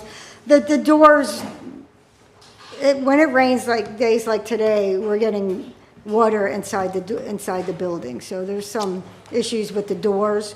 So maybe if we So- can replace the doors and not the windows, No, we could work on that. If you're going to do it. if you're going Just to do it do all. impact, you might as well do impact. Yeah. But if I don't know how many doors and windows you're talking. If you're getting impact doors and windows for $33,000, I want to know the name of that company, because I paid a whole lot more for Yeah. mine. I did get a quote, and that's what they quoted me, so, but that's just not what bad either. they, It's good. Is that what it is? okay. And to continue on with the SCAG and the turf mower, we are going to take that out. I went through our inventory list of all our equipment and spoke to our crew chief, and he said we can wait another year for that. And if we need to borrow equipment, I can borrow AJ's. You're going to use it half as much when we get rid of when we put the turf in anyway, aren't you? Right. I'm sorry. What? We won't need lawnmowers. You're right. So we can take that out, so that's a savings. Can we postpone the windows and doors a year? I would rather postpone I the would, wall yeah, I'd and rather postpone and the entrance and No, let I'm them talking in get. addition to. No, I would think they should get it done. No, I would do it. So the Wall of Fame, you'd Do it like to before try they to have a get problem. sponsors on that? That's what I'm, Yeah, we take could that out? probably get sponsors for that, I think. Yeah. Okay. Either that or buy a banner or pat everybody on the back. Make them Attaboy. feel Put it good. on Facebook. Then Marie, you want to tell us about the Parks and filtration? Rec do a committee? Yes, do the a, UV sanitizer fundraiser. filtration system is an upgrade to our splash pad system. So It's something not the they main already pool. have, it's just an upgrade? We need to do it. It's something that, we Why? put it on the budget this past year, but we just have not been able to get to that. But we do want to do it next year. Why wasn't that a TDC request? Well, the main pool was the TDC request. So we thought that the resurfacing project was a pretty big number. Well, so if we this put is that next in. year, why isn't that a TDC request? We could put that in for the following Too year. late now. It's too For late. this year, but Yeah. not for next year. I forget when the cutoff is, but either way. They already had the cutoff. I think they'd already They've did already the done cutoff. Yeah. But that's a great suggestion. And the pool vacuum is a replacement of our current vacuum that is a 2017 vacuum, so it's due to be replaced. We keep repairing it, and we need a new one, and that's for the main pool, for the. Anything else, anybody? No, ma'am. Steve, you good? Thank you, Maria. Thank you very, very much. So are we covering the capital projects? Oh, you still have the big one to go. Yeah, the big one. Moving the on. actual projects. Yeah. Oh, wait, there's more. These are There's the always main. more. Yeah, I'm on this is the 3, yeah. main, the projects that are going in the park. So, the big one, okay, the ADA Inclusive Beach Playground and Beach Enhancement Project. That is, currently, there's $497,000 in TDC grant money set aside for that. And the remaining 100 was out of, is that the 10%? Hattie, what's that, how's that No, budgeted? that's, it's the TDC funds and then transfer from general fund and use of fund balance. So that is a project that's also been in the works for the last year and a half. We do have TDC funding, and that beach playground is in dire need of being replaced. And with the improvements, it will be ADA and all-inclusive playground. So it's a really important project that we really need to move forward with. The Miller Leg, the master plan is recommending that we move it from the current location on the beach to where the volleyball court is right now. So that is the recommendation, and we feel that it is a good recommendation, and we'd like to do that. So basically, that area where the playground is, the current playground is right now, they're recommending to put a recreational volleyball court there and also expand the beach area. So there'll be more beach area and put some tiki huts. So we'll actually have more, we're expanding the beach some. So we feel that's a really good project. And with the tiki huts, the new little tiki huts, we can rent them out. So there'd be a nice revenue source that we could, rent them out. I also want to mention that we're looking into using impact fee funds for the playground and part of the pool, but it's kind of touchy for the pool because it's more of a renovation than expansion. So we just need to do some more research before So- we can put that in there. On the playground equipment, I sit on the DAC, Right. as you know. Yes. And I thought the 497 covered at 100%. Is the difference because we're relocating it now? Well, we always, in the beginning stages, we did feel that 600,000 was the budget that we needed to, to get it, to actually get everything that we needed with the project, and that means the surface, Did the you- playground equipment. That's shade. also including the shade structures. Shades, We yes. lumped it all together as one project. So that's what the Oh, additional So amount that's is. why we Yeah. didn't Yes. see it at TDC? Yes. I'm trying to figure out why Oh, you why? only Okay. applied for, Because it's one Part of project, it. we're doing it at the same time, so we thought we would just keep it together. yeah, but the year that you applied for those funds, I think there might have been funds to do 650. But if it wasn't the playground equipment, it may have not qualified. Right. It may or may have not, I don't remember now. TDC is a source of money that they've given, I don't have the figures in front of me. I think this last year they gave, not just to the village, but gave like $1.5 million out to projects inside the village.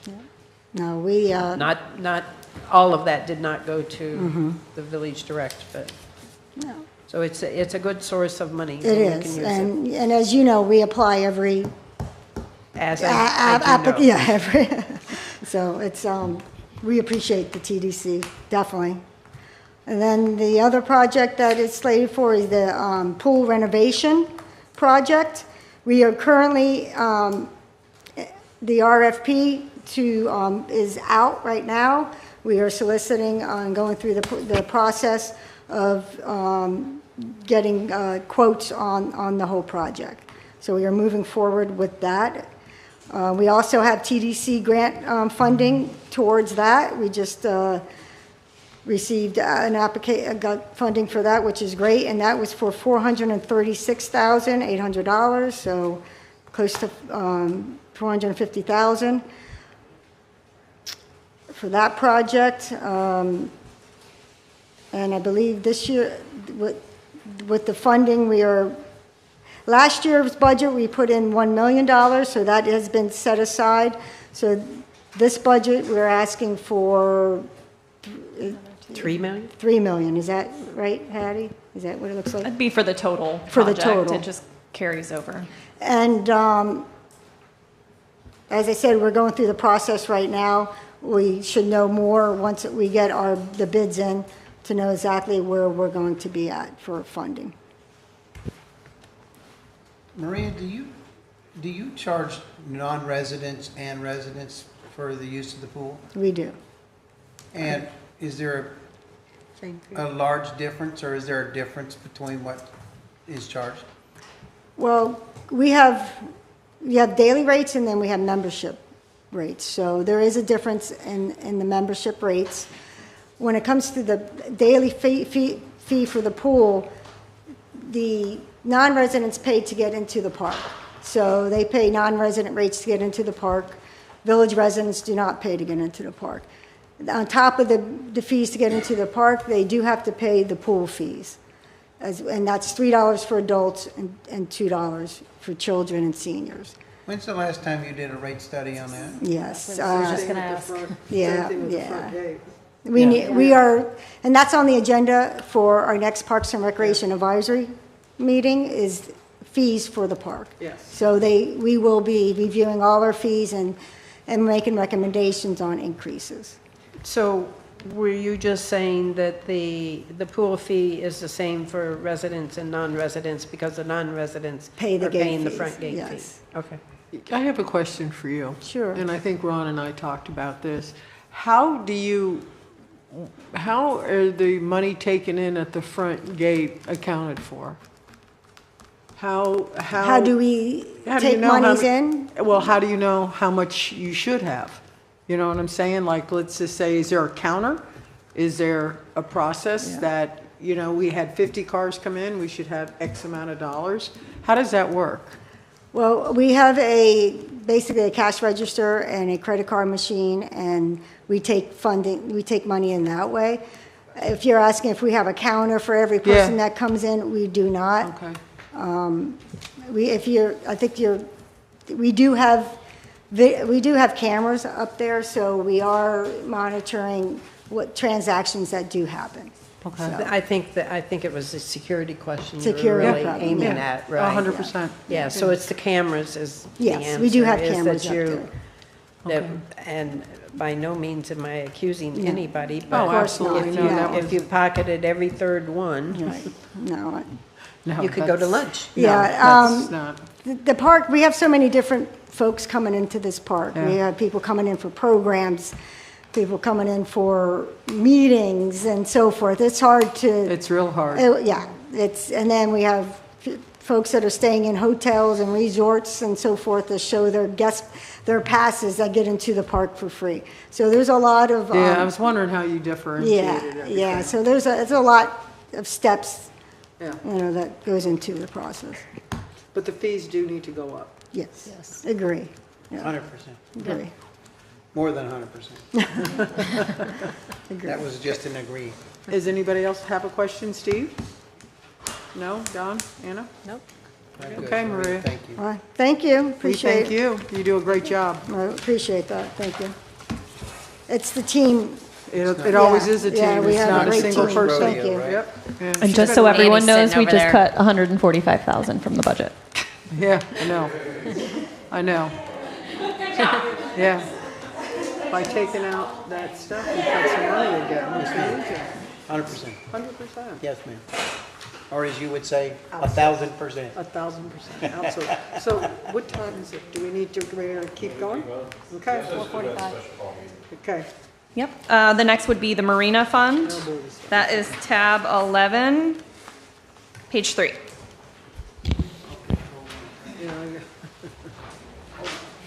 Hi, Lisa. Hey.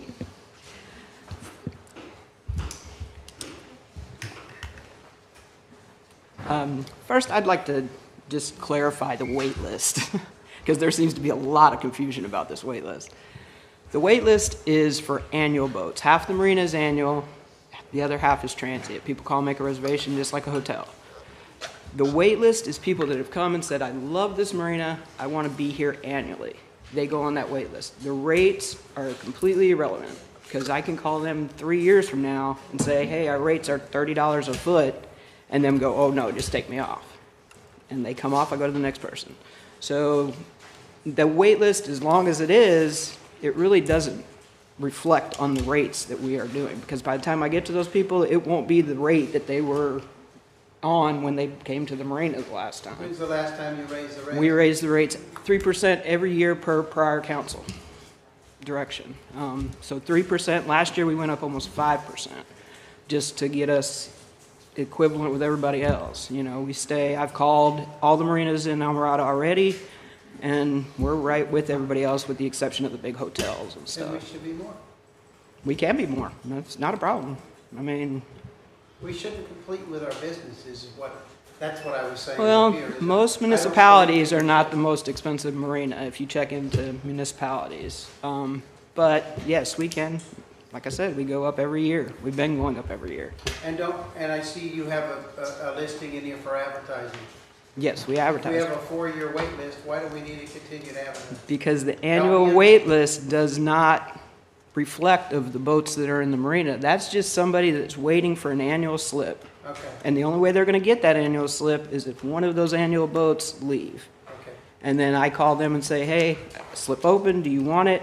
Yes, no, and move to the next or whatever. It doesn't matter what the rates are.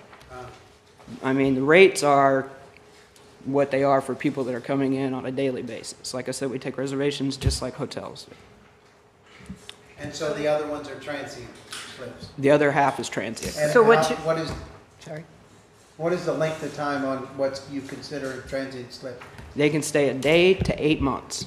8 months is the max they can stay. That's transient. Why 8? months? That's long. And then at 8, well, that just kind of How did that happen? works out to keep everything moving. You know, if not, then nobody wants to leave. They just stay. No, So no, why we came 8 up and with not however 6? long they're there, they have to be gone that long. Why So if 8 they and stay for not- a month, they have to be gone a month before they can come back. If they're gone if they're there 6 months, 6 months before they can come back. 8 months, 8 months before they can come back.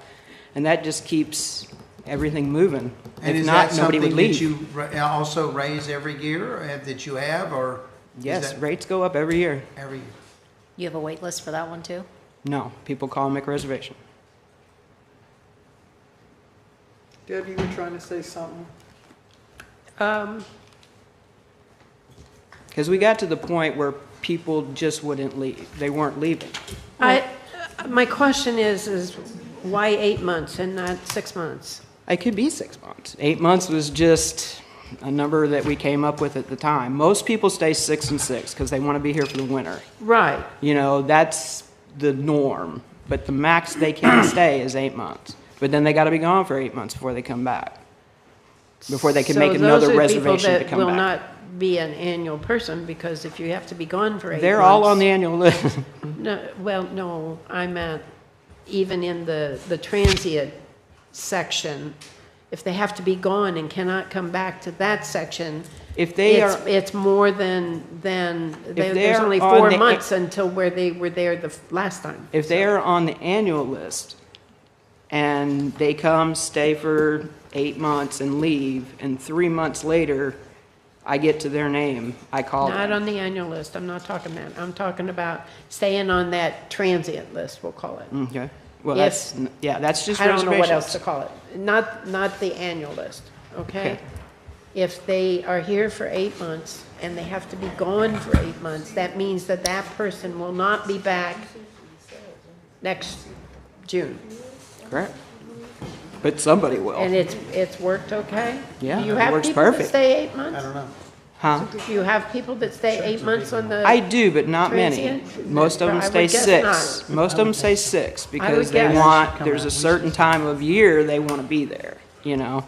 So most of them are 6 and 6. So your advertising is actually for your Transient. transient section, correct? And are you still advertising in the boater magazines? You Yeah, used to. yachting, I- southern boating, yeah. Yeah, There's only like 3 or 4 that we stay in. yeah, you probably can't afford many more of them. No, they're not cheap.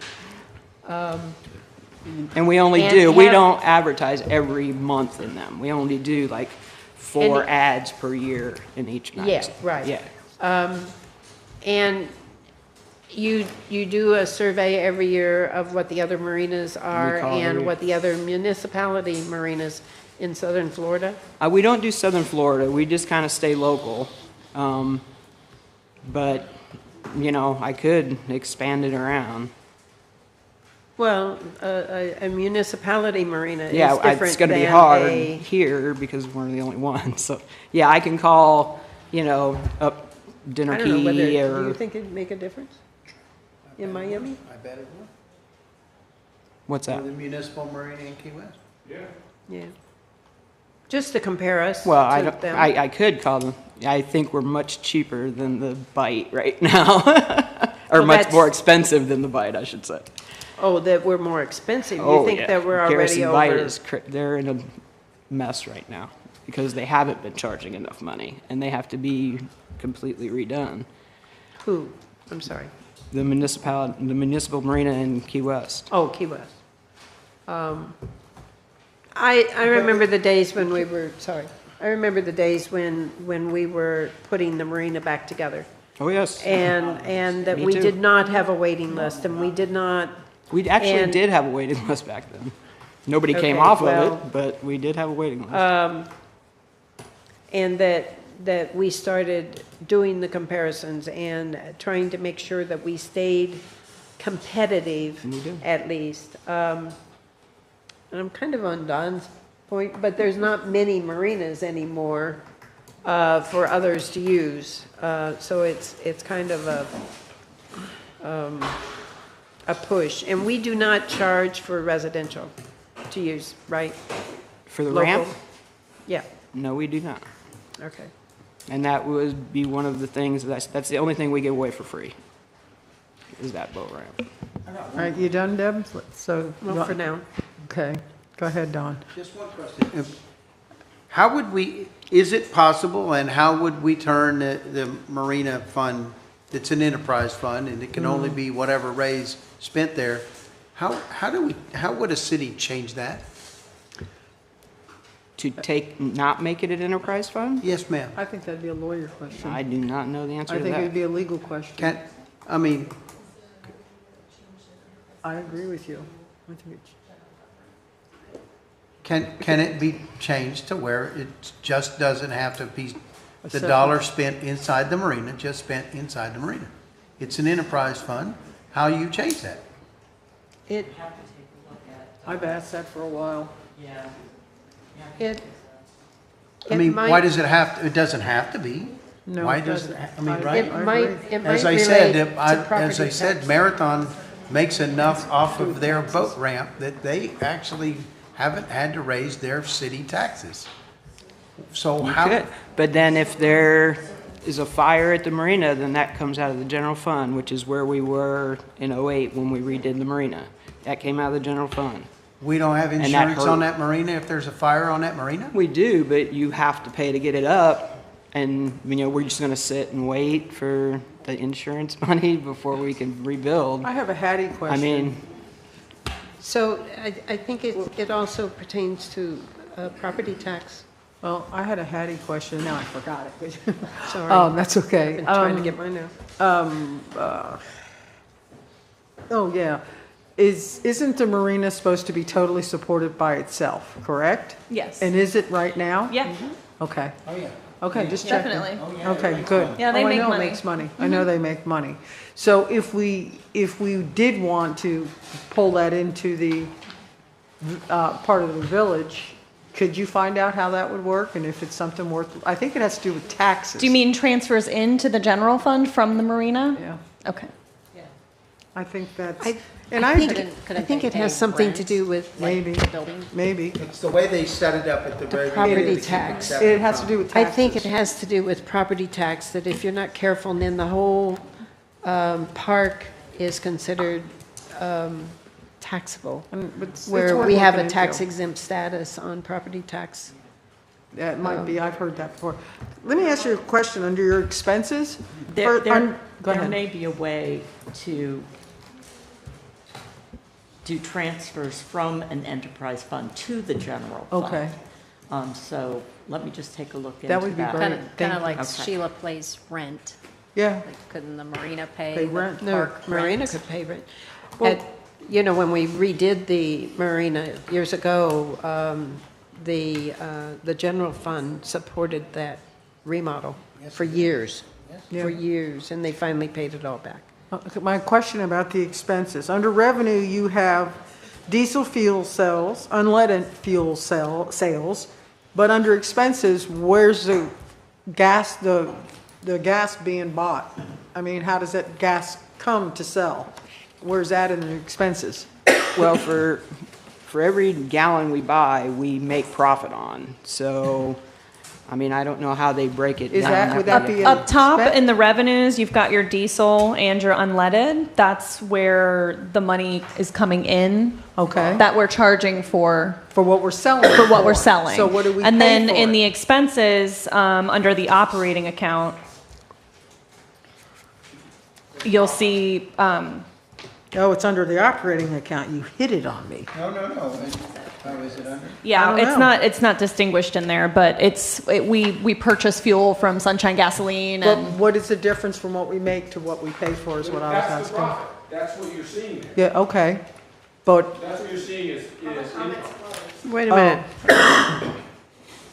I understand what you're saying, Mr. Dalton. Yeah, I get it. I just thought it would be listed as an expense too, so we could see the difference, This- but, okay. So that But- revenue is your profit. Yeah, I guess the revenue's the profit. No, that's the income. I- It's not the profit, it's the income. You were right in what you're saying. I know. It's the expense should be listed I would somewhere. think there should be listed that what we spend on the gas, whether, Right. what we But make this is on not- it is. It's in the operating supplies. That 410,000 is part of the diesel. It's just not broke down individually. Okay, and that tells us where it is. Yeah. We just don't know how much it is. Yeah, that's what I was looking for. Okay. And Anna, you have a question? Good question. No. I know it's a good Good question. catch. I'm telling you. God dang, no wonder you're man. Yeah. I drew the short straw. Steve, go ahead. So a transient that's there for like a long weekend, that's going to be the same as someone that's there for less than eight months? Yes. Well, on transient is a daily rate. The rate is different. You have monthly rate and daily rate. Oh, okay, So, gotcha. yeah, Right. but they're still considered transit. So what's the daily rate per foot? Right now, daily rate is $5.50 a foot. $5.50 a foot, okay. And so, And postcard, for example, is $6.45 a foot. Or 3 waters. okay. So And then monthly, monthly is $28 a foot, plus their electric and water are metered. okay. And have you considered doing any sort of like digital advertising or online advertising? Well, all of the magazines that we advertise in also Also have digital. include that? Yeah. Okay. And then, I guess I couldn't find it, but the other expenses, I see went from 90,000, we're proposing 20,000. What are the other expenses? That goes to there. Figure out the gas. So give me just a second, and I'm going to tell you how much we spent. I mean, I can tell you, Sunshine Gasoline is who we purchased the fuel from. We spent $378,000 roundabout, and we, between the unleaded and the diesel, we took in revenue of $473,000.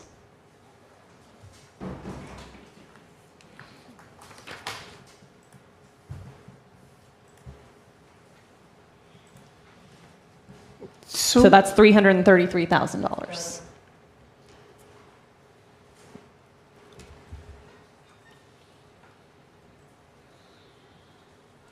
I think he was asking about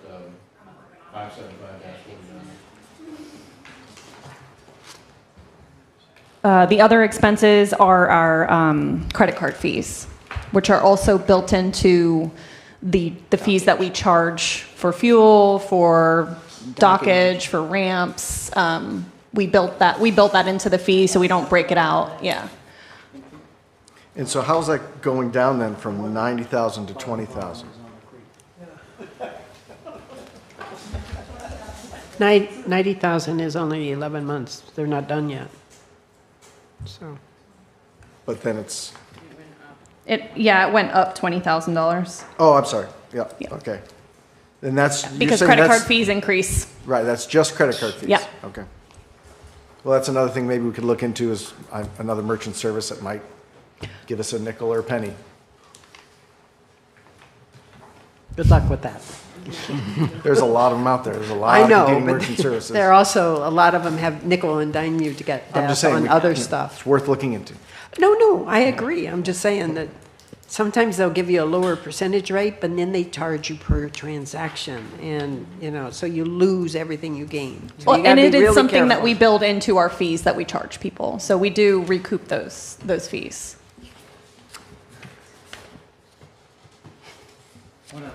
I don't know, anybody got anything else? Well, if you build them into the fees, then yeah, I guess it doesn't really It doesn't matter really where matter. you're going. Yeah, it's a wash. Anna, anything? Nope, good. Anything else? Nope. Thank you, Lisa. I want to congratulate you on the good comment that we got on the feedback of the guy that broke down at the ramp and how kind everyone was to help him, Yeah. so, I got a good group. yeah. I do. You do. Good deal. Thank you, Thanks guys. again, Lisa. Oh, hold on, Lisa. We've got your capital. Oh, I forgot about that, too. Get back up Thought you were there. going to slide out of the room, huh? There's one thing I want to point out on the capital. That 1.9 million that was budgeted for 24-25 were expenses that were actually spent the previous year. So that was just a mistake that will need to be part of a budget amendment to remove that from this fiscal year. So it was budgeted again. Okay. What page are you on? The same page. It's at the bottom of the page, 11-4. Okay, thank you. Yep. Yeah, it's an enterprise fund, so you'll see that with wastewater and stormwater as well. Okay. Go ahead. I don't even have. You want to tell us anything? No, my stuff is pretty basic. I just got some repairs I need done. Wi-Fi upgrade? Yeah. That's Vince. Vents?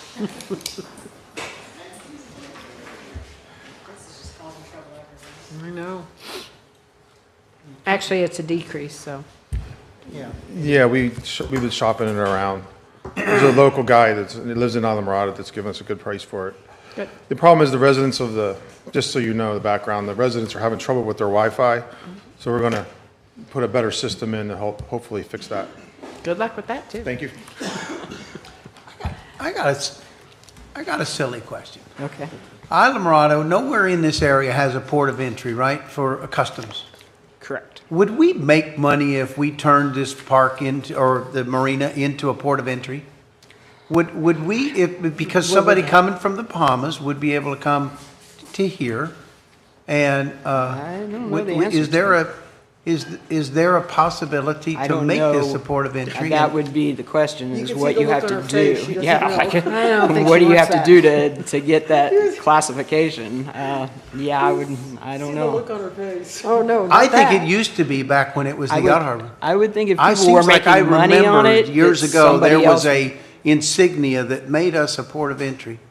Oh, I don't know Yeah, it about seems that. like in the 80s. And Yeah, I don't remember that Yeah, either, but and it's something we could ask, but I would think if there was money to be made, there would be a lot of port entries in all the marinas, especially up in Miami and everybody. Well, there are a couple in Well, everyone Miami. would want to be one, but I can and I look believe into that it. there's one in Key West, maybe. Key West is the only Yeah, one I know. but we don't have anything between Miami and there that would be a port of entry. No. And I think we'd be an opportune place to do that.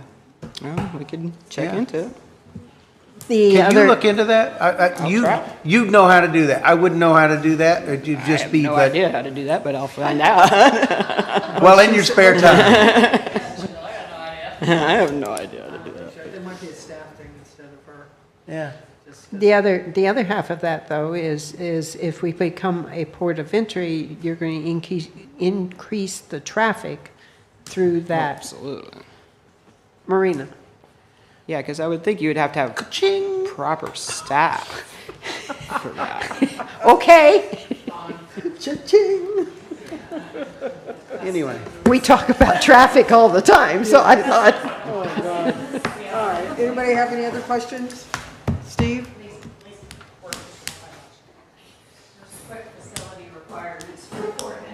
Oh, well, that's, Jennifer, you're busy back there, huh? I would need Not talking. Yeah. Vince, I've got I got my eye on you. And you have to go through customs and immigration. Yeah, you got to go through customs and immigration, adequate space and processing for passengers and budget, or packages and passengers and baggage. Oh, you can do all that? Immigration Oh, no, no, you inspections. need I don't want to do immigration No, you inspections. You Just wouldn't- saying. You wouldn't want to do that. I don't want to Just do saying. that. I definitely don't want Oh, she's even turned red. to. Yeah, I don't want to do that. Maybe we could just make it a boutique point of entry. Yeah, when people come from the Bahamas, I'll give them a calick or something. Tray of drinks out there. Yes, please take That's that. funny. Take that away. Well, I know we would. Yeah, right? Okay, anybody got anything else?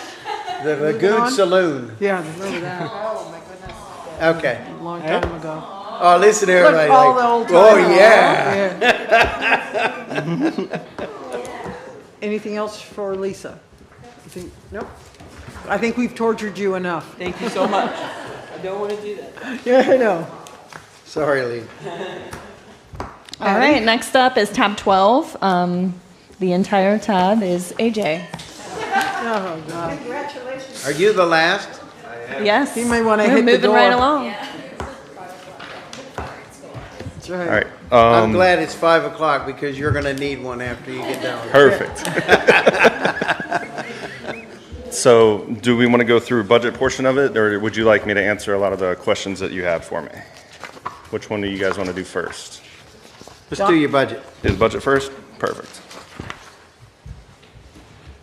All right, the first one is Public Works, our general Public Works. If you look at our personnel, it's a reduction from previous years. We removed one open position and removed it.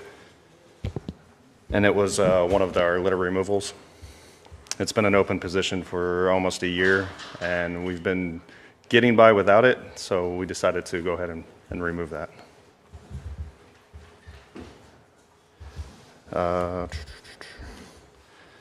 Coming down, I know some of the other departments discussed it in our repair and maintenance. That has gone up a little, and a lot of that's because we pulled the repair and maintenance for all the fleet vehicles out of those other departments and put it in Public Works.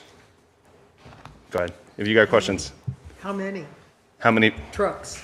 So that was one of them. Hold on a second. So in Public Works, I have 12 trucks and two two additional, one's a small tilt bed dump truck, and then a medium, or a light duty is what is considered dump truck.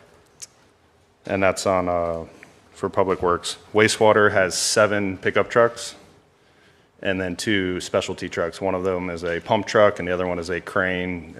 It's a multi-use. It's got a crane truck, it's a small vac pit truck, and also a jetter, all on attached to it.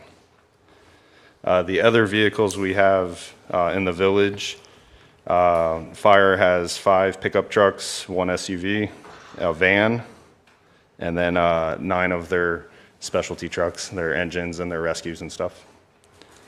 Founders Park has 1 pickup truck.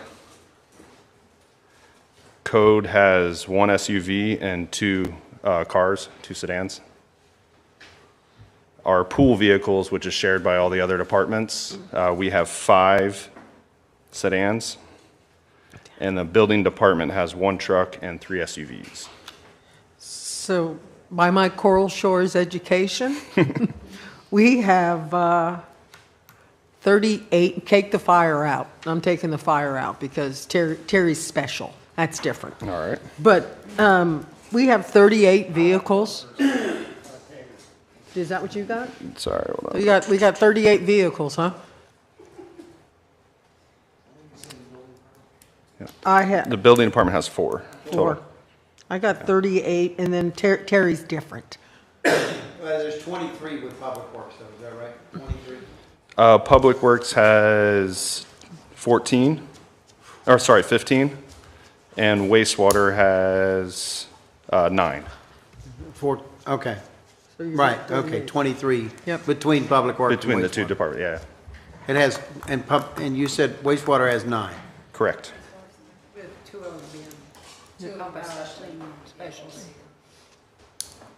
How many people work in wastewater? So we have 7 guys in wastewater. I have 6 techs and 1 operations. They each So- have their own vehicle, their own. They each one have utility. their own They vehicle? each have their own vehicle, and then we have the 2 specialty trucks. And every vehicle's used, well, obviously not every Yeah. day, but They're used every, I just have a hard time yeah. with 38 And then one of those vehicles for the wastewater is used on the weekends when they're the on-call. So they're used 24/7. At least one of those vehicles. I told you I came here on a weekend and counted 20. Yeah, I counted 18, yeah, so I was wrong. But still, okay, you can continue on. Okay.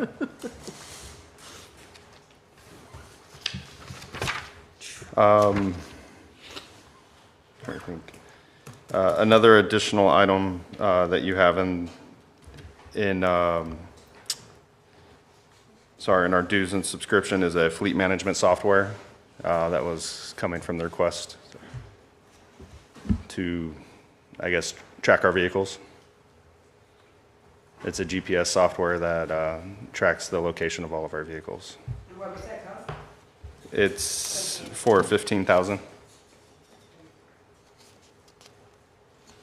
Do we have any other questions on our general? I did. Go ahead. Thank you, Mayor. So dues and subscriptions, you, right now, as of we sit here right now, and you project this year, you're gonna spend $2,500, maybe 26 by the time it's all over. Let's round it up. And now you've got in your budget 17,000. That's a big difference. Why? There's $15,000 for that fleet management software. Oh, 17,000, that's the software? Yep. Okay. And repair and maintenance, right now, as we sit, we're spending 162,000, you're asking for 300,000. What's breaking so bad? 160. There are some new items in there, the culvert project, so there'll be some ongoing maintenance for those culverts to keep them clean. That's in there as well. Didn't you say that's where all the fleet cars were being We did all move all transferred to there? the How much increase did that take on you? That went from, I think we initially had 60 for last year, and now it's 75. But you had 60 last year under vehicle repair and maintenance. You've only spent 27.3, and you're projecting 75,000 for next year. We increased it up from the 60 to the 75. I mean, if we want to reduce that, we can. If you feel that's a savings location. It's not that I want to, but if you're only spending 27,000, why would you budget for 75,000? I was going off of the 60,000. I did not have the 27,000 when I initially gave my numbers for these. So the realistic number would maybe be 30,000. Right? Not You with have the to add increase in the of other taking on the vehicles. other departments. Yeah. And increased cars. I'd It have does to need to add increase that. a little bit. So it would, So maybe maybe 45. 40 would probably be all right. Okay, let's keep making a deal. I'm good with it, yeah. I like it.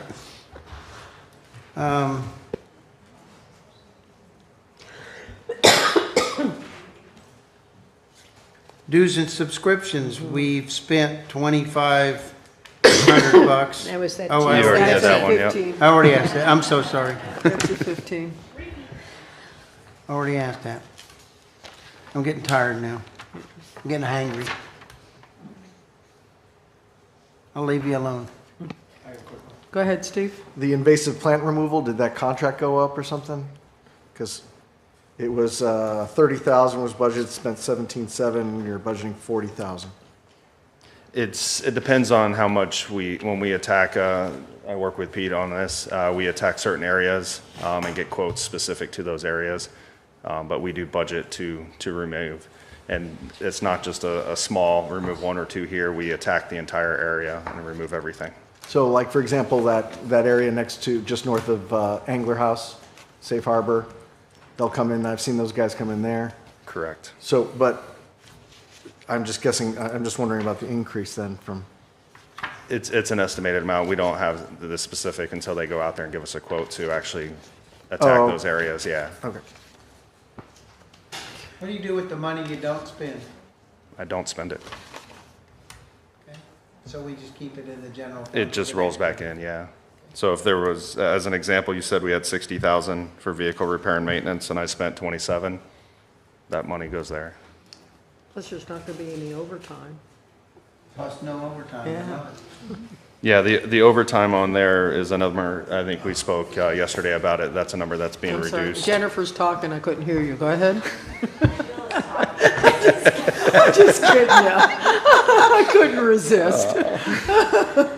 Go ahead. So you still have a sizable number. It was reduced, but you have a sizable number in overtime. Yeah, he does, that's why.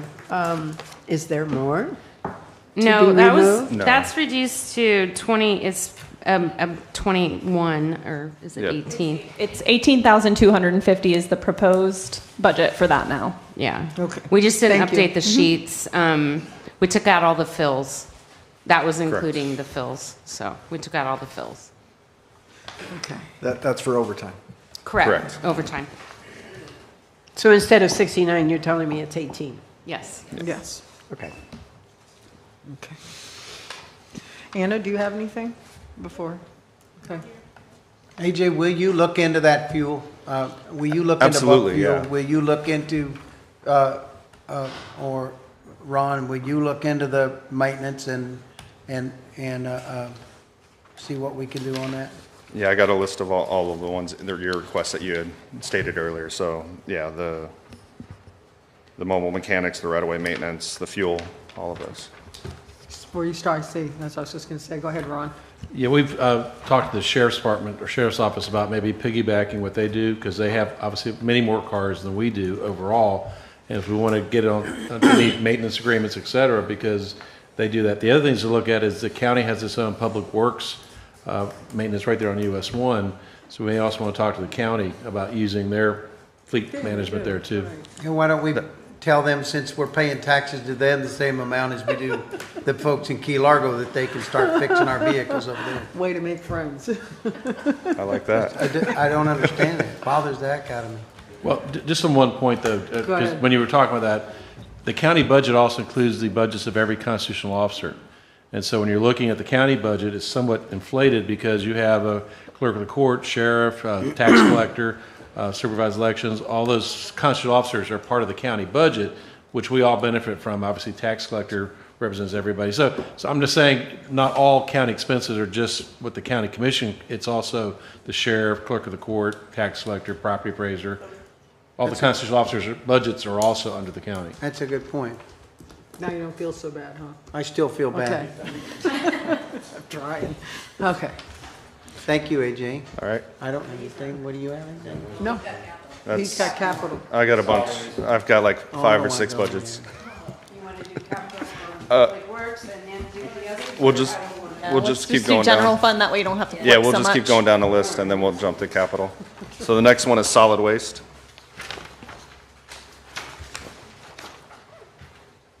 We should spell that differently. Okay. Nothing, never mind.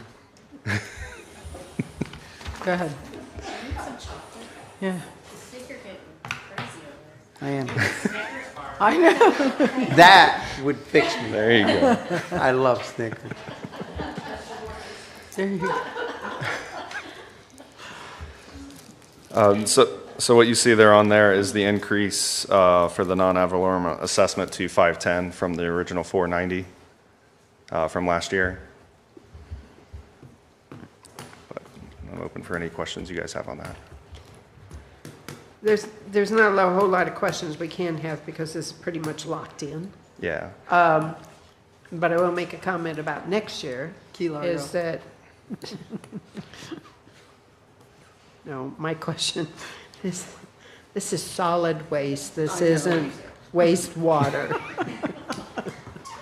I think, assuming that we have the same kind of issues, which I don't know why it would change, that it needs to be self-sustaining and we need to, I know the thing was this year that we didn't want to throw it all on the residents at once. Well, every year it's going to go up. So every year you're going to, if we creep it up by $20 at a time, we're not going to get there. We're always going to be behind. So I'm not saying what we'll do next year, but we need to think about that. 100%. We're using some of the franchise fees to supplement this year. And I have no objection to using franchise fees to help supplement. That supplements the residential. We have a business community that has a lot of expenses too. We're not doing anything for them, and we have less control on that aspect of how much the garbage people are charging in that field. It'd be nice if we could use franchise fees, which there's none to be used this year. I get it. But if there was a way of supplementing the business community as well as the residents, because the business community is your residents. Yeah. So That's a good point. I will say something. So our franchise fees, our contract's a little bit different than most contracts. And it was written that way from when we first started with our solid waste. Franchise fees on the residential side, so collecting a fee on the money we bring in and they charge us for the residential is not a standard practice, but it was in our RFP and that's the way we've been doing it. So there is that aspect. Typically your franchise fees is just on the commercial side of it, but we do collect on both. And the reason it's shown in there, the way it's done, they just give us a discount, a 15% discount on our bill that we pay them each month with the franchise fees. Those franchise fees are supposed to be towards transportation related projects, repair, maintenance, things of that nature, for use of our roads and the wear and tear on it. But that's the reasoning for those franchise fees. I'm not arguing that at all. I'm arguing if we do it for residents, we need to do it for businesses because businesses are our residents. I'm Okay. in agreement, yeah. That's where I'm going with this. Go ahead. And we can't do anything this year. So. Go ahead, Don. Patty, just to go back to what we voted on last night, whenever somebody does pay off their sewer assessment that we, for the loans and all, do you automatically make a principal reduction or do you wait for the end of the No. year? No, that's, there's annual payments each year. It doesn't change the annual payment. There's an amortization schedule to pay off those loans.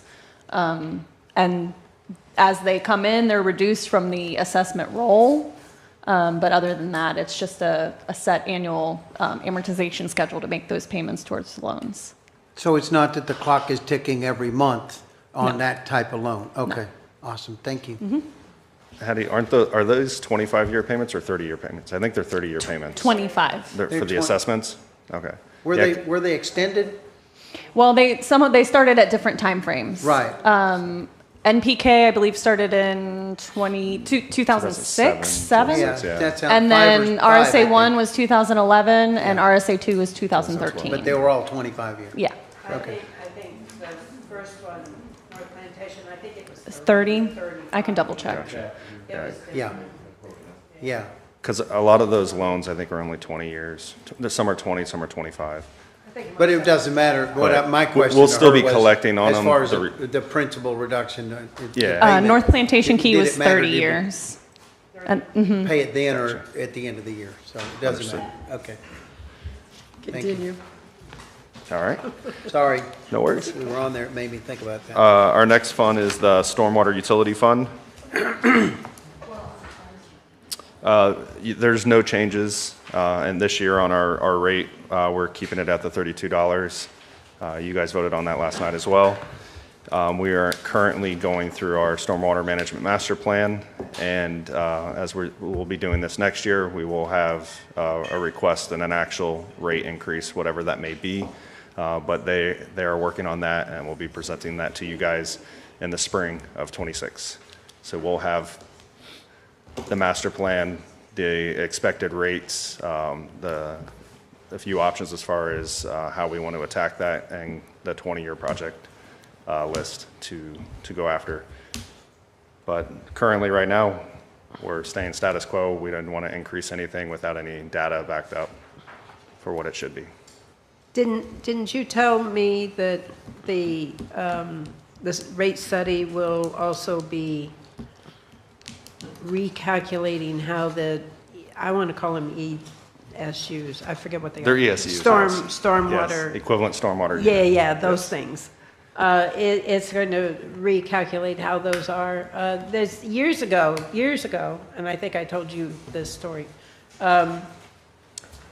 They were calculated, they were put out there, and there was many questions about them, of how it was calculated and what qualified. There was questions about why businesses along US 1 was paying for the runoff of the road, even though DOT says that they pay for it. There was a drainage program that was done that they did it on one side of the road, and I asked them if they were no water on the other side of the road, why they didn't have to drain the other side of the road, because they did drainage on one side but not the other side. They gave some line about, well, there's more land between there and the water than, but it runs across, quote, my land that I have to pay stormwater from. So there needs to be thought patterns on that and push on DOT when they do road projects, that they do both sides of the road. The amount of land on either side should not matter. They're supposed to handle their own water. They say they handle their own water. I'm telling you they didn't. If they have more surface area, then that counts as a stormwater retention. If there's less surface area, say you got a bike path and everything else on one side of the road and there's not a lot of open surface, that's when they put inlets in. Yeah. It was years ago, there was the same amount of land on both sides, and they put drainage on one side. I don't know about that one. I know. No, I got know. you. I'm just telling you what happened years ago, because that should not happen, because that water drained onto mine, and I became responsible for the stormwater because it was on my property then. Understood. Steve, did you want to say something? So is it my understanding that the new plan is going to reevaluate, not the formula, but how it's calculated? When was the last time it was done, is what I'm wondering, for the ISUs or the EDUs? It was in 2000. in 2000.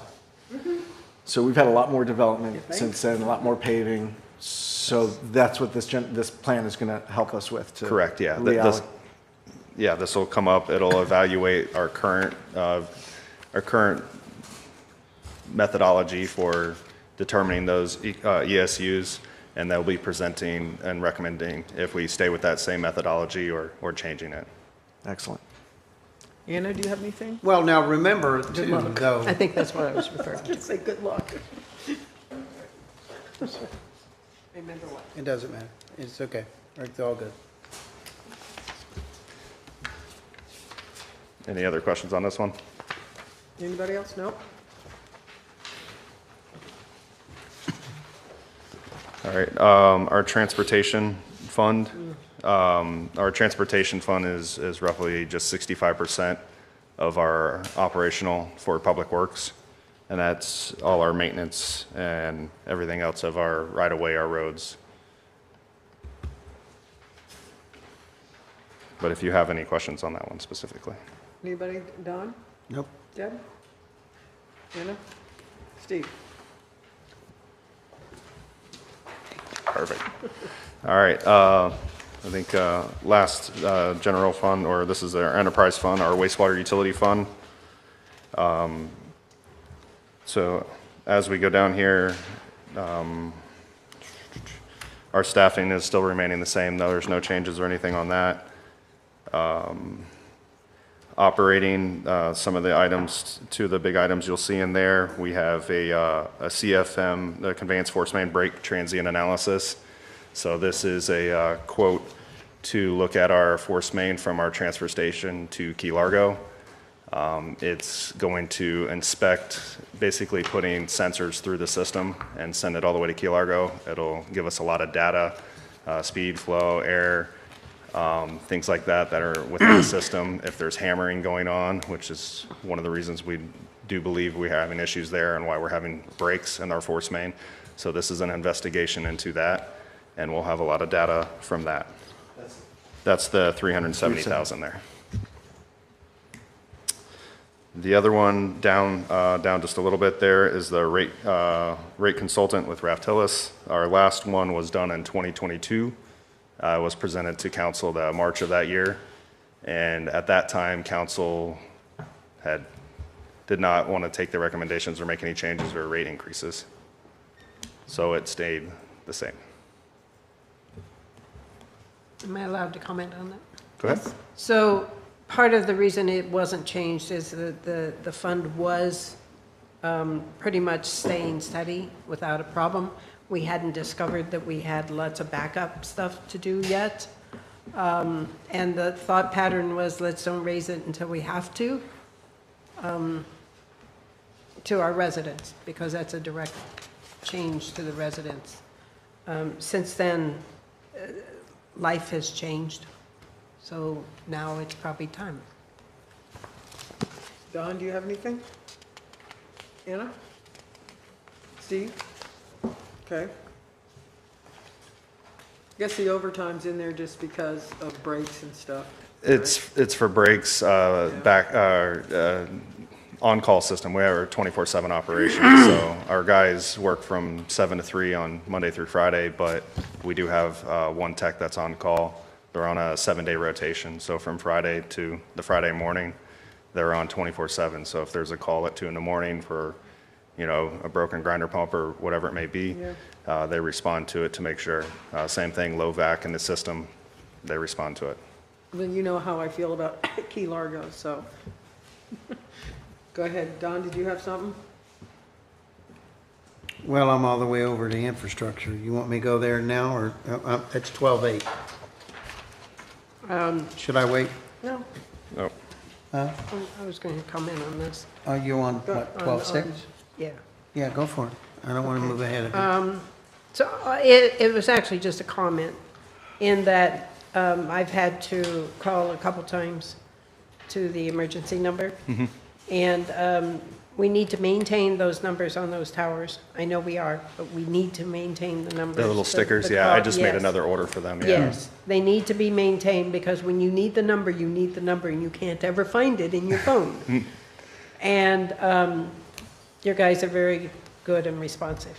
Thank you. I wanted to give them a compliment because every time I've called, they've been very responsive in solving the problem fairly quickly. I appreciate that. Yeah, if they don't respond, it kind of goes down a chain, and it never gets to me, so I know That's a good it's thing. good. But yeah, no, they respond pretty quickly. Thank you. Don, you want to go ahead with, move to the next? On page 12A, AJ. Sir. So, Page Excavating has been fixing your lateral and your infrastructure. They've been adding vacuum pits and whatnot. Correct. And it looks like we're going to continue on doing that. At what point have we fixed all of them and completed that part of the project? So some of that, there's a lot of things that are within that. So if there's new connections, and some of this is reimbursable, but it shows as a line item, specifically, in our capital outlay under the infrastructure. But if you have a new home connection that opted out of the wastewater system development charges, so they would pay in for that. If it's a simple extension of the gravity line, then those expenses are passed on to the homeowner.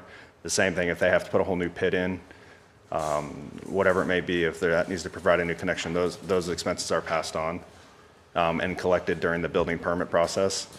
But it is also other ones that we do bring money back in. Sometimes people don't like the location of the vent.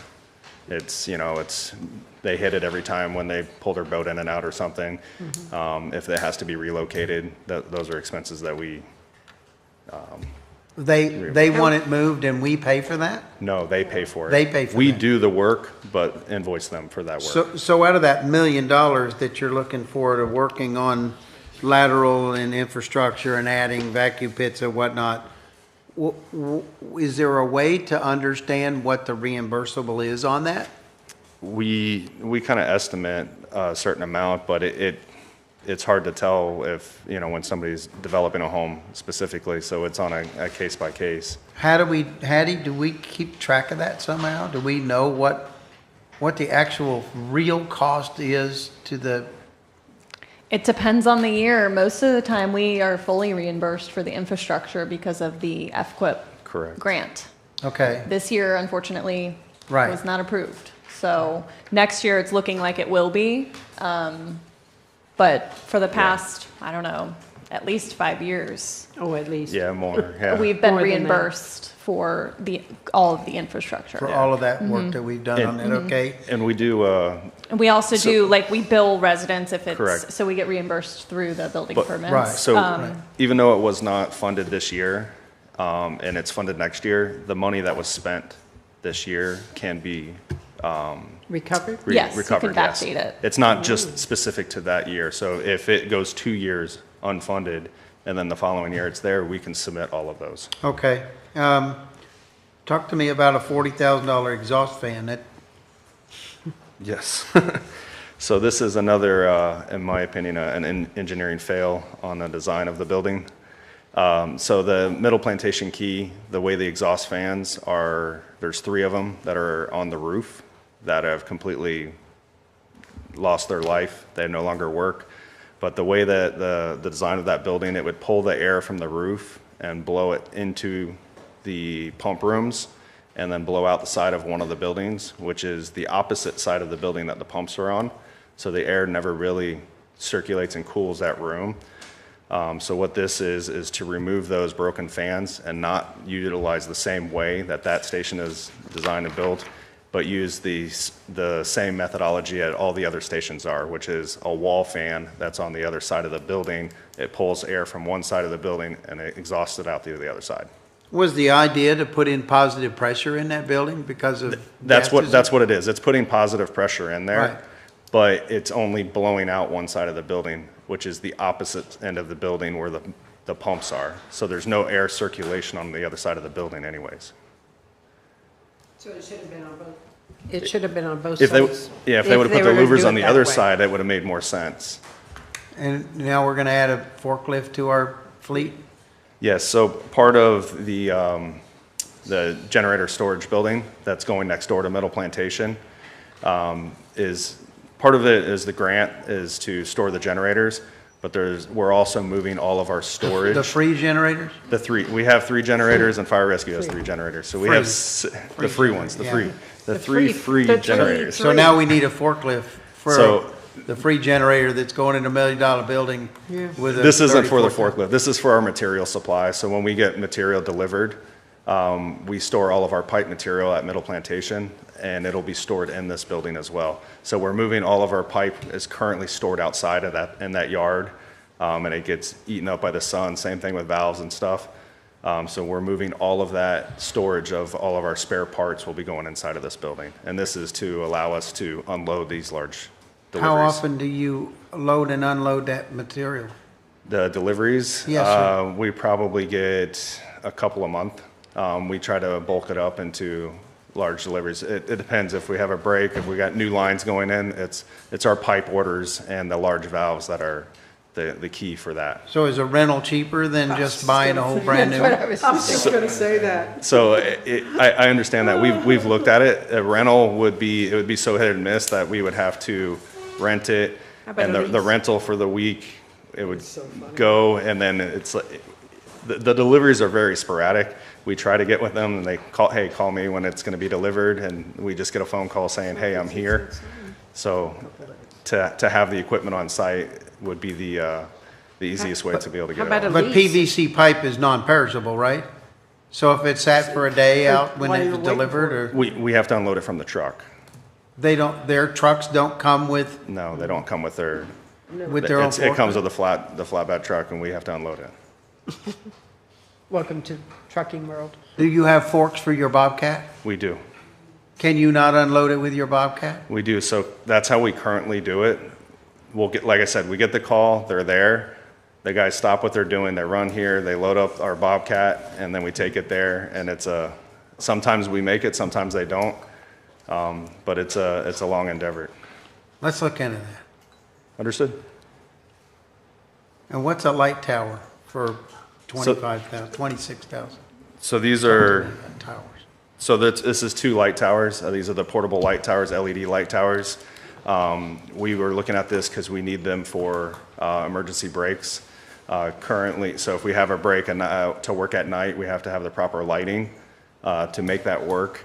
But it's also a dual purpose that the sheriff's department can use it on events when they're doing road crossings. The same thing with the Park Service or the Founders Park here. They rent them currently. And the amount of money that we're spending renting them during that time, having 2 of them that we have ready to go for any emergency purposes, and those general use would be pay for itself. So the sheriff is helping you pay for that? They are not, but they would be available for them. It's them working our events.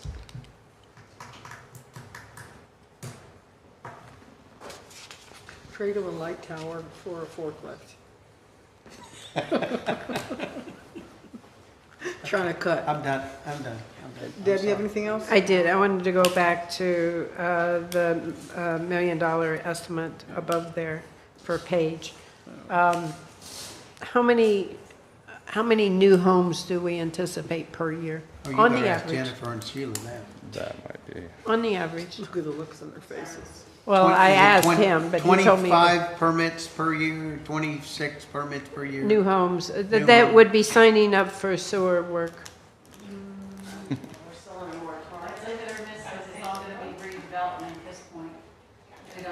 And on redevelopment, they wouldn't need,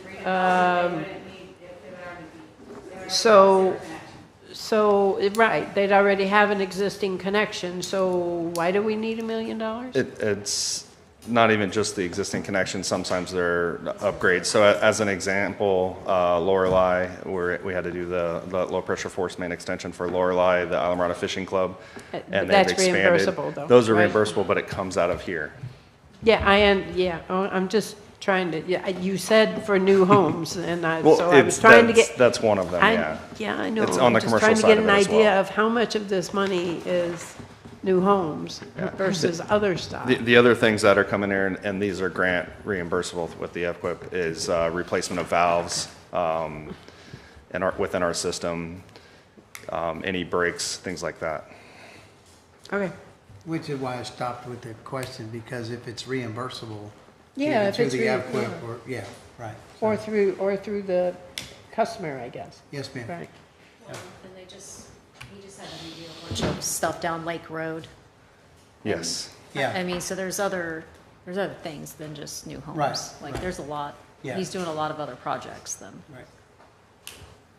Oh, don't take up for him. We got him in the hot seat right now. Leave him here. I'm gonna take him out on some other Oh, objects. you go, girl. But I know what he's doing over there with the other stuff. Go ahead. Okay. Go ahead. No, Your we'll wait turn. till we get to the next page, the good stuff. We done the good stuff? Okay. All right, All right. turn the page.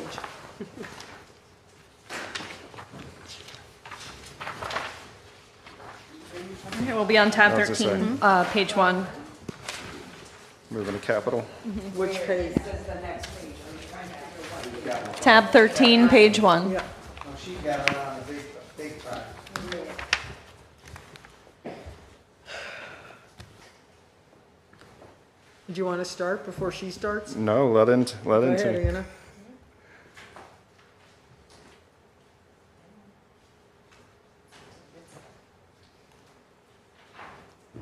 I'm going to start by taking out, what is the GIS asset inventory for $100,000? Oh, that's on the next page? What page is that on? Yeah, Page that's 2. on 13-2. That's that. Is that the Okay. fleet management?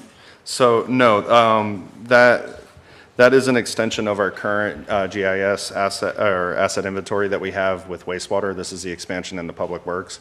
So this incorporates all of our sign structures, all of our pavement conditions, our stormwater infrastructure. It brings it all into our work order program. So I'm moving into, I started first phase was with wastewater, and we brought all of that in. So it tracks all of our assets, including our vehicles, equipment, things of that nature, their maintenance logs, how often they need, how often is that stop sign getting taken out, or the scheduled maintenance for cleaning stormwater inlets, areas within DOT that we have to mow. It tracks all of that data in a work order program, but it does it in a GIS base. And how often do we use a Bobcat that we really need to buy a $68,000 Bobcat? So this is replacing our older Bobcat. Our oldest Bobcat that we have is a 2010, so it's 15 years old. We have 2 Bobcats that we utilize quite a bit. They're a big component with us during storm recovery. As I'm in charge of all of our storm recovery and cleanup after our hurricanes. We're not going to have one this year. I don't want one, believe me. Don't do it. Sure, no problem. But yeah, we utilize that. We have a lot of attachments and utilize that to. So the attachments we could use to unload some pipe? We do have forks for our Bobcats, yes. I'm telling you, light for a Bobcat. See? How old's your Bobcat? It's 15 years old. 15. Oh my gosh, mine's 20. We still use the hell out of it. We use it. It just made its second trip back in 3 weeks back from the mechanic in Miami.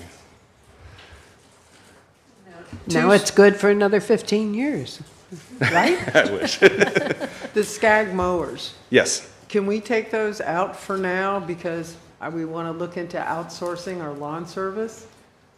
I mean, If we outsource our lawn service, we would not purchase I know. those. Yeah. But if we are keeping things in house, I'd like to do the comparison, apples to apples or Gotcha. apples, oranges, whatever fruit, to see if it's cheaper Yeah. to I mean, outsource. we've looked at other things. As an example, we have a 45-foot man lift that we do all of our trimming of coconut palms, things like that, our large trees, all of our roadway trimmings. We have to keep proper vertical clearance over the roads and the pathways. But a tree service could do that. We used to, and the amount of money that we saved doing it ourselves and buying the equipment was a big savings. I still would like to look into it Okay, because absolutely. I think it might be worthwhile to do. And think of the money we would get on trucks and equipment to sell it all, to go towards stuff. Serious, so I would still need a lot of that equipment, not for mowing, no. for other stuff. That's probably You're not about gonna get rid of your 40, toys. maybe 45% of We won't get rid of all our your toys. responsibilities is mowing. Well, with a guy comes a truck, and the truck comes a phone, and then you got the overtime on the truck and the And phone. the insurance and everything. So it's just worth looking into. I think it's extremely important we start cutting places. Okay. Steve, you got anything you want to ask? Deb? Another one. Go ahead. Why do we need two public works departments? One for the park and one for the village? Why isn't it the same crew? That's an operational thing. I've been here for almost 10 years, and that was the way it's my, That's the way it's it my, was. It's the Why saying do I we hate the need most. It's the two? way it's always been. Two crews. We have a crew that's a that good does the point. park, Oh, and we have a crew that does. That's a good Yeah. point. There- And it has lawnmowers for the park, I and we know, have that's what- lawnmowers for the when Maria said road. that, I'm thinking, And we what have, lawnmowers? well, it's, after all these years. Yeah. This year is the first time I've learned that. Yeah, I learned it today. So- Like most of our equipment we use, like our lawnmowers, we use for a minimum, Oh, here comes a minimum 10 years. No one's touching your lawn. We use it for a Don't minimum touch my 10 years. So potatoes. the, Don't touch my potatoes. I think we need to look into combining cost savings. We're looking for stuff. Yes. Maybe we can't do that, but we need to look at it. Yep. Uh-oh, look at the look on her face. She's gonna be in the Sorry. parking lot. I think both crews do a great job. Don't get me wrong, both crews are doing a great job. But if we're duplicating equipment, we're duplicating work. we share equipment beyond belief. Well, she just said that she had equipment locked up that you couldn't get to. What are you hiding from me? No. Now, just think No. if we outsource the lawn service and maybe go to wastewater to Key Largo, you're gonna have time to do all this other stuff with Maria. So we could combine them. Might work. Well, I can give you, if you want to know what the maintenance guys On the do mic. here, I can give you a little bit of that. I don't necessarily need to know what they're doing. I just need to know why we have two crews. Because I cut grass here, I cut grass out there. I trim trees here, I trim trees out there. Sorry. They way I would see it. they would still be separate crews, whether they worked under one department or not. Why? Because Because these are specialty crews. We got specialty grass here, I got it. and we have I DOT forgot. grass out there. Oh, I'm glad you explained that. Maria's crew does a lot of maintenance at this park that is not mowing or trimming, just to point that out. That's- Yes, they that's do. the same And as- once you're doing Not a a- special okay. event, Yes. and they are They're crazy. Right, doing more than. Founders Park crew, we have six men crew. Could be women too, but right now they're all men. And they work in Founders Park. They take care of the 45 acres in the entire park, all the facilities, all the ball fields, and they also take care of the marina. So they do all the ball field trimming, cutting the grass. They do all the maintenance on the ball fields, meaning the clay, dragging the clay, getting them prepared for games. All the events that we have, they do setup, breakdown, garbage detail. The beach, they drag the fields. The beach, they drag the sand. They do all the maintenance out there. Any repairs when it comes to any of the facilities, also the pool. So they're all over this park, and that's why the park looks so good. Is that they work so hard, and it's a specialty. And I'm not taking anything away from AJ. It's just a different. They just do saying, different don't touch her things. people. Don't touch my guy. It's a different grass. If you want to keep the park the way it is. Thank you. Thank you. Under, They have rolled down the island road. under capital layout, public works, almost to the bottom. What's this 500,000 for parking on Winley Key? That was the it's not my project, but that was Well, that can come was put off. in there. So that'll save $500,000. Winley Key parking, we worked it, 13-1. and you got, the rest of you guys will know, we'll talk about it in September, but it's, that for $500,000 can come off, so that's, I do have one that's not on here, and it was state appropriations that we had just received. So it will be added, but it's not part of And how much your is sheets that? here. So it was a state appropriation. The project is the shared use path in Lower Matt. It's repairing from White Marlin to Tollgate. It's those two sections. It's elevating the bike path that is currently underwater during high tides. We received. Yeah, that's bad. Yeah, we received $200,000 in state appropriations great. for that. And we had a share of up to $50,000 on our end. So what's PWD building design? You might have already told me. The PWD building design? Yeah. That would- $500,000. That would be the. You guys can be upstairs in the generator's room. You got a forklift to get there now. Perfect. That's just to design a building? So that's looking at more of the specific locations and what we're proposing, and then also creating a design for that. It's a placeholder, a rough number. I don't have an actual quote until you guys give me the go-ahead on that to get and sit with an engineer and design and come out with that location. A lot of this was the direction. What's that? We do have one in-house. He is a design. You guys kill me with that. An engineering team has like 6-8 people on it. It's not one specialty engineer that can do all of those things. So that's just a wish thing. That doesn't have to be on there. That's been coming from a direction from council and in previous So- years yeah. too. So- Multiple years, they've been wanting my office to be removed from Founders Park. I think that was delayed last year, if I remember right. So you can help me out here. That we didn't have a piece of ground yet, so why do we have money set back to That's design right. a building? So Isn't that what 100%. came out last year? 100%. Yeah, we have 2 locations that we'll be proposing. Like for what? that. So one of them was the Machado property say would that. be. What's that? Don't say that. All right, and then the other one that it's always been, and what the park recommendations from the master plan was the hill. Both of those are ones that we But the own, hill is coral, the hill. the hill. The hill. So it's on the south end of Founders Park. Down over on the hill? I thought it was coral underneath it too. No, it's pretty open under there. There's some large trees and stuff like that, but it's pretty I open. don't think it should be on US 1 at all. I mean, no Oh, it offense. shouldn't be on Machado. Oh, and that's what I just said, no. Forget That's that. a Machado property.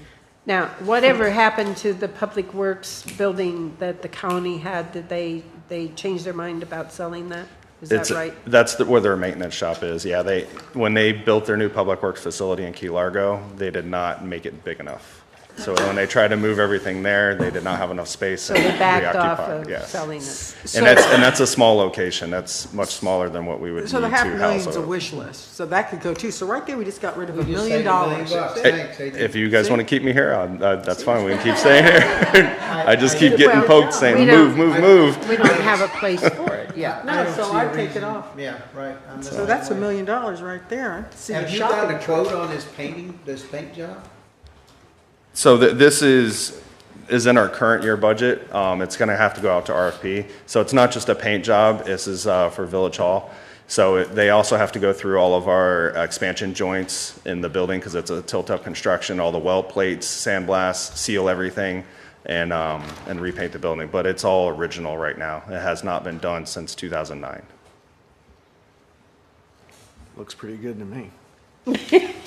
From a distance, Until it it looks falls good, down. but my building maintenance guy does a pretty good job doing what he can with it, but it's getting pretty chalky and faded on the Do you know paint. what kind of paint they used on that, by the way? I don't know. Off the top of my head, I'd have to look at it. Outside paint. You really, seriously? I don't No, I'd have to look at the spec book on it. I can't believe that. I can't believe that generator Yeah. thing. That's why we're all like this. Almost $1 million.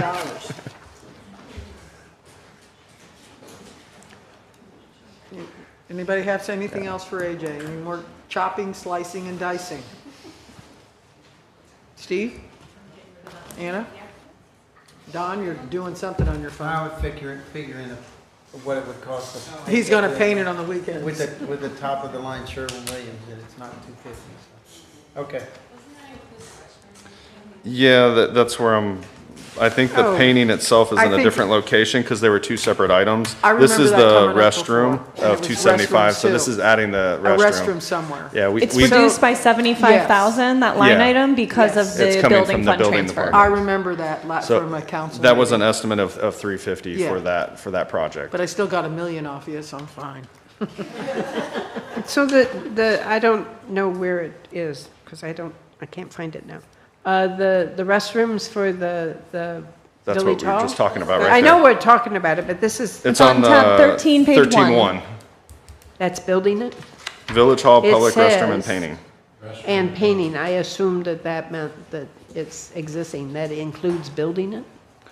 Yes, because that came in front of us last time. I know you don't. I Yeah, know why. the- I know the what painting, I think, that, was in, I'm trying to figure out where the money is. You're The- gonna paint a building that's not here yet. Yes, Okay. yes. No, It's the, like the It's all painting a is in Village Hall. general. designing a building where we don't have a piece of property for. Yeah. About The, the same. the painting section of it was in the general maintenance The painting section, what? of the building itself. It's not a capital portion, it's in the maintenance, in the operational. Okay, so why does it say painting here? Because we're trying to keep them as two. We don't want to paint the building and then do an addition and then repaint it. So that's why we held off on painting. Last year, this item was in there as well, the restroom, and council pulled that item. I So think we we were going to ought to move forward pull with it again. painting. Yes. But we I wanted think to bring ought it back pull again. If it gets pulled again, then we'll just move forward with the painting because the building really needs it. Steve? Just wondering about the restrooms. If this ball field goes through it, aren't they going to have restrooms right there at the ball field? Oh, Ron? I actually got an Speak to answer. him. Well, Sheila and I talked about this because when I first came on, I saw the 200,000 for a bathroom. And so I questioned why we couldn't just maybe have the ball field when they do build restrooms, and Sheila will explain why we can't do that. But it does make complete sense. I mean, So the building code requires that you have a bathroom on a multi-story building. The farthest away the bathroom can be is either one floor above or below the floor that it services. So if we put it on the second floor, it services the third floor, services the first floor, can't be outside of the building. If it was a single-story building and it was within, I think it's 200 feet, don't quote me on the distance, then it would work, you could, but with it being a multi-story building, it can't be outside of the building. right. Thank you. And the deal is because we have bathrooms behind the locked doors. So apparently, This is- I wasn't here, but so apparently it looks like the public bathroom was value engineered out of the project, and people were just to use the bathrooms in the secured areas. It's become an issue here, I guess, in the last few years, so I think that person moved away, but. it is. It's crazy.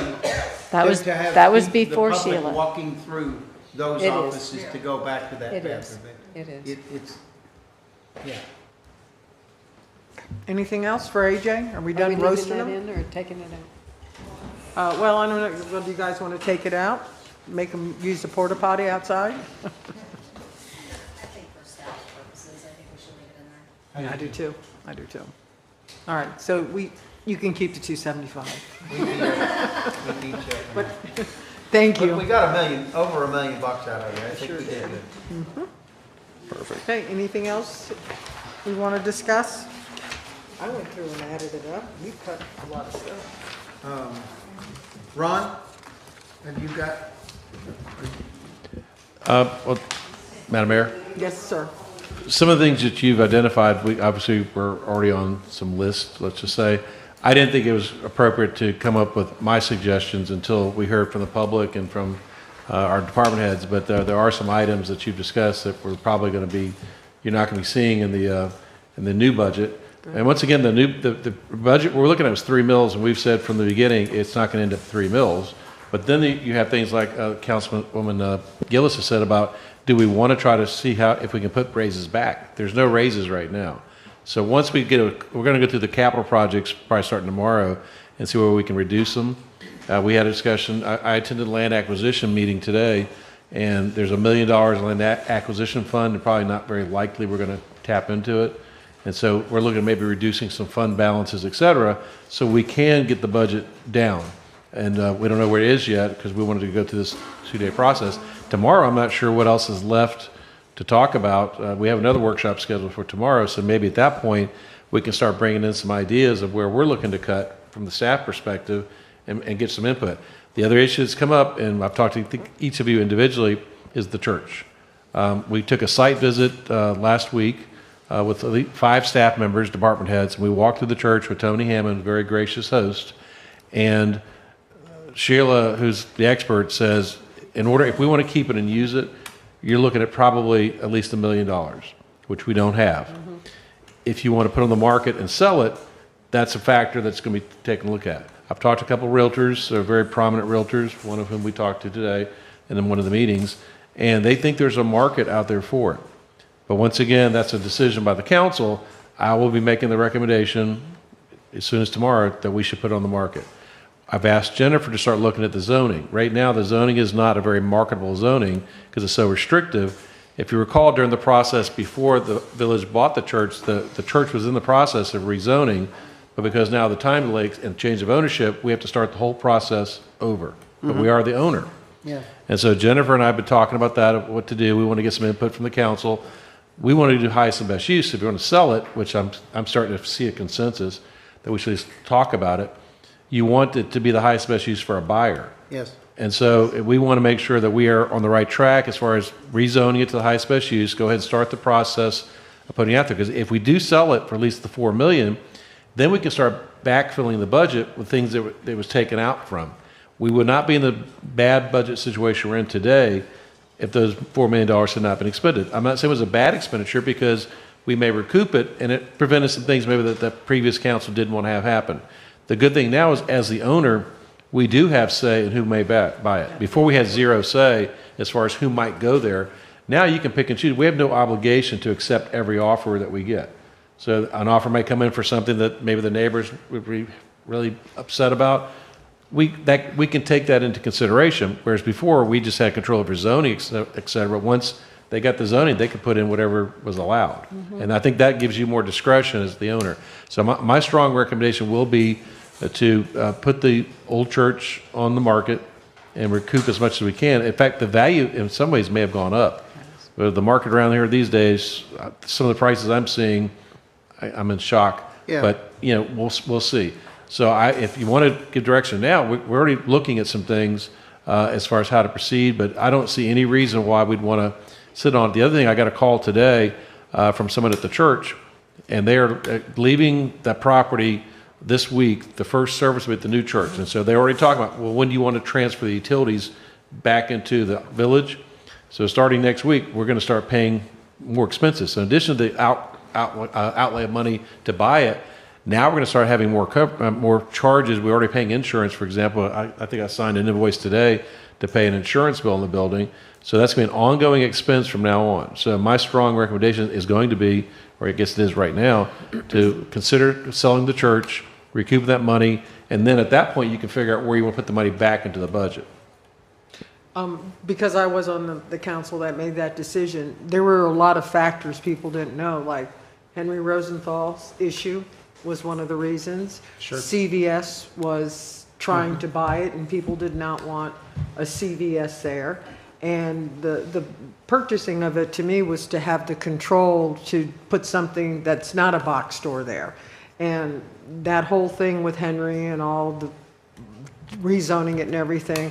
So I totally agree that I can't believe when I did a service there, when I had my flower shop, it's still sloped down like a movie theater, and they have the same seats there. So I can't see where that would cost a fortune to remodel it. So I would say sell it. That's, and let's see, we can pick and choose who we sell it to and what's the appropriate thing to have there.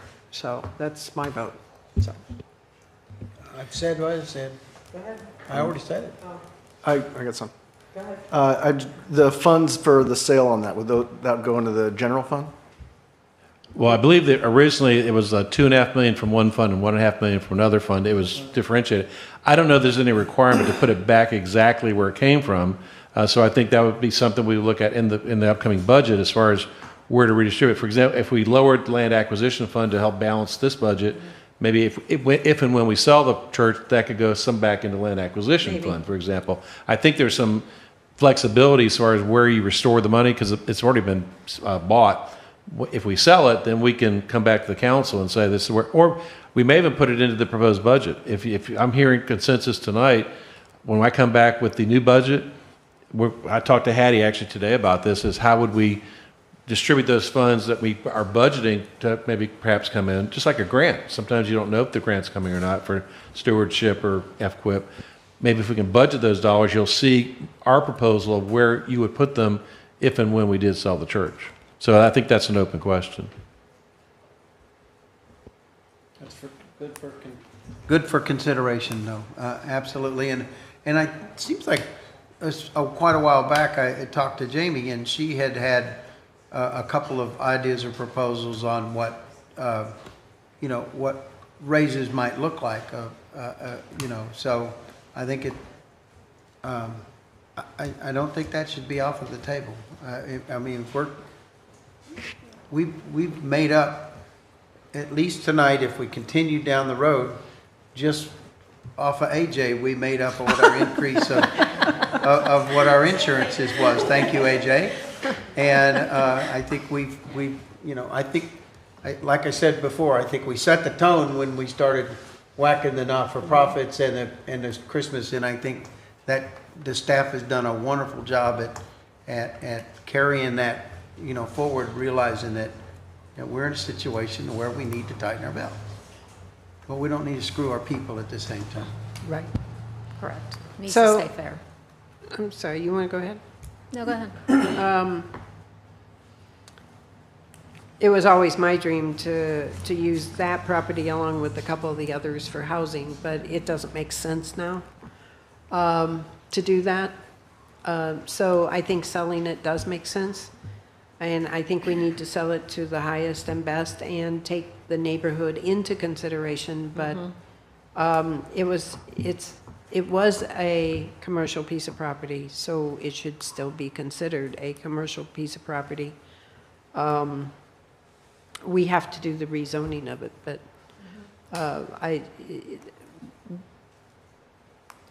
it doesn't make sense to me if we had a commercial piece of property of how we'll just have to see who's interested in buying it, I guess, before I go any further with that. Wanted to make it a library, and so that was a push on that side. It's just not the funding there in such bad shape.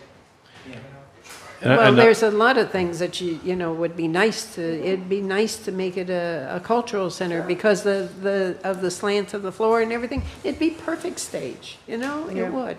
But those kinds of things are not very practical.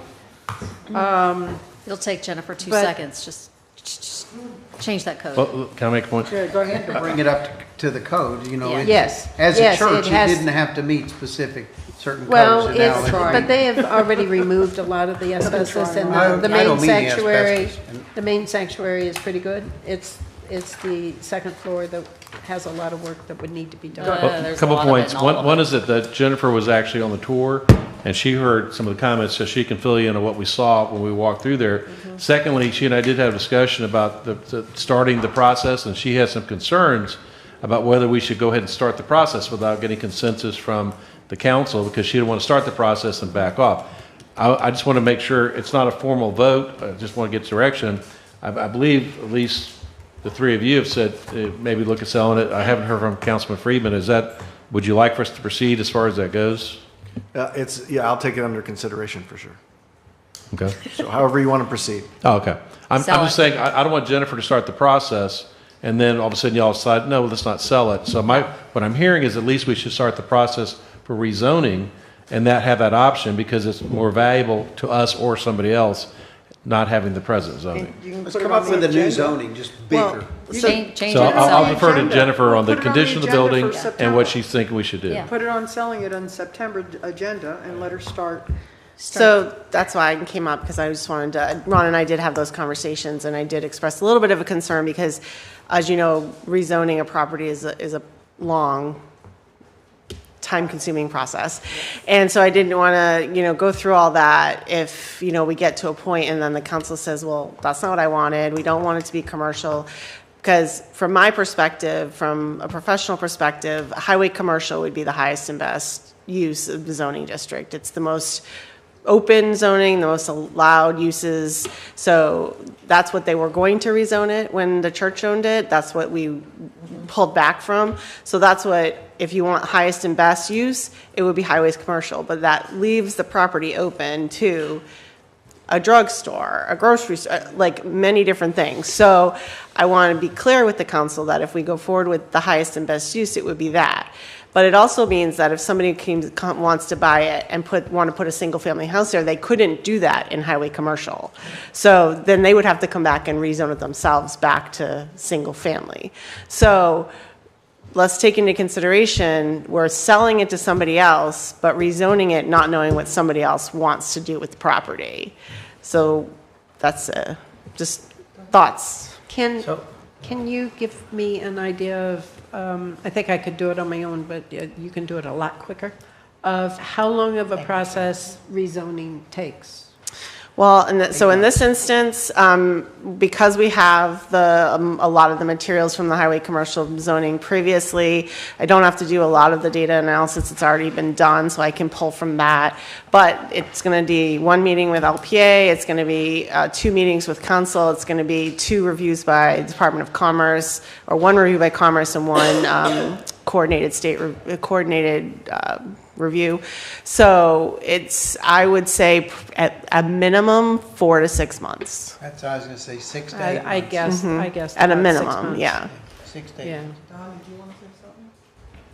months. I can't see anybody wanting to buy that residentially.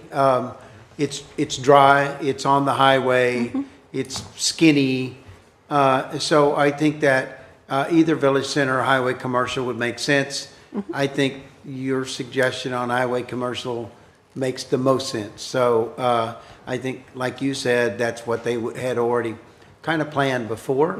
I think that you're right in one aspect, that it opens up to a lot of uses, but at the same time, we control that property. So if somebody comes to us and says they want to use it for X, we don't have to sell it to them. Right. So it doesn't have to be, another grocery store or a bar or anything like that. We can pick and choose who ends up buying that, and I'm sure there's some enterprising person out there with deep pockets that can $10 million figure out that sold. what we want something Do whatever you that's built want. there that's going to be the right thing.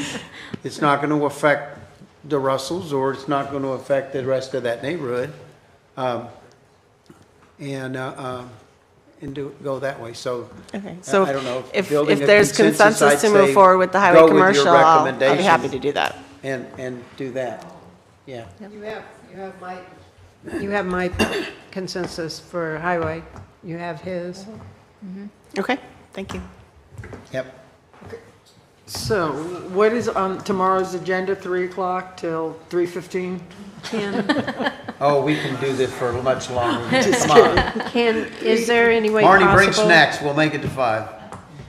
Is there any way possible to bring back something that's somewhat revised for us to see where we got to?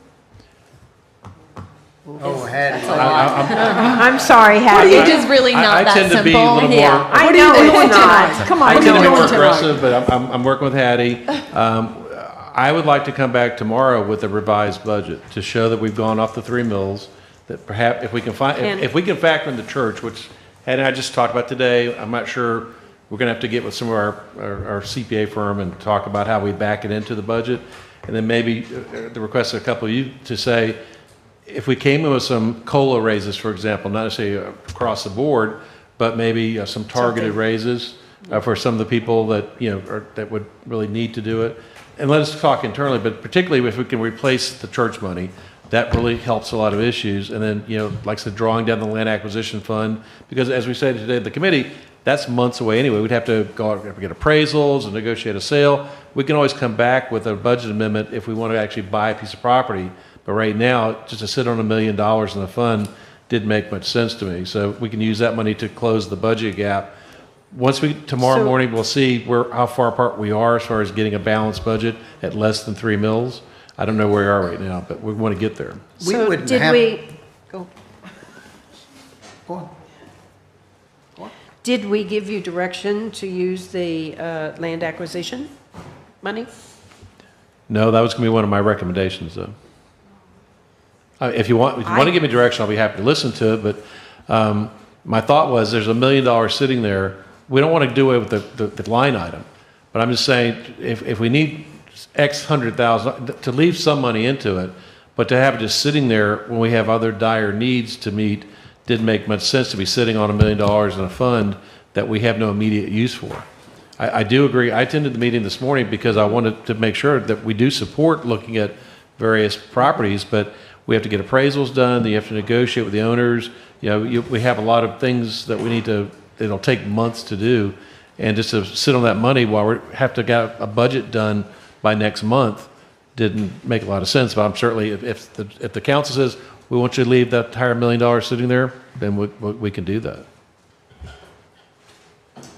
I'm not disagreeing with you. You know more than that, but I don't know that we necessarily need to get an appraisal done.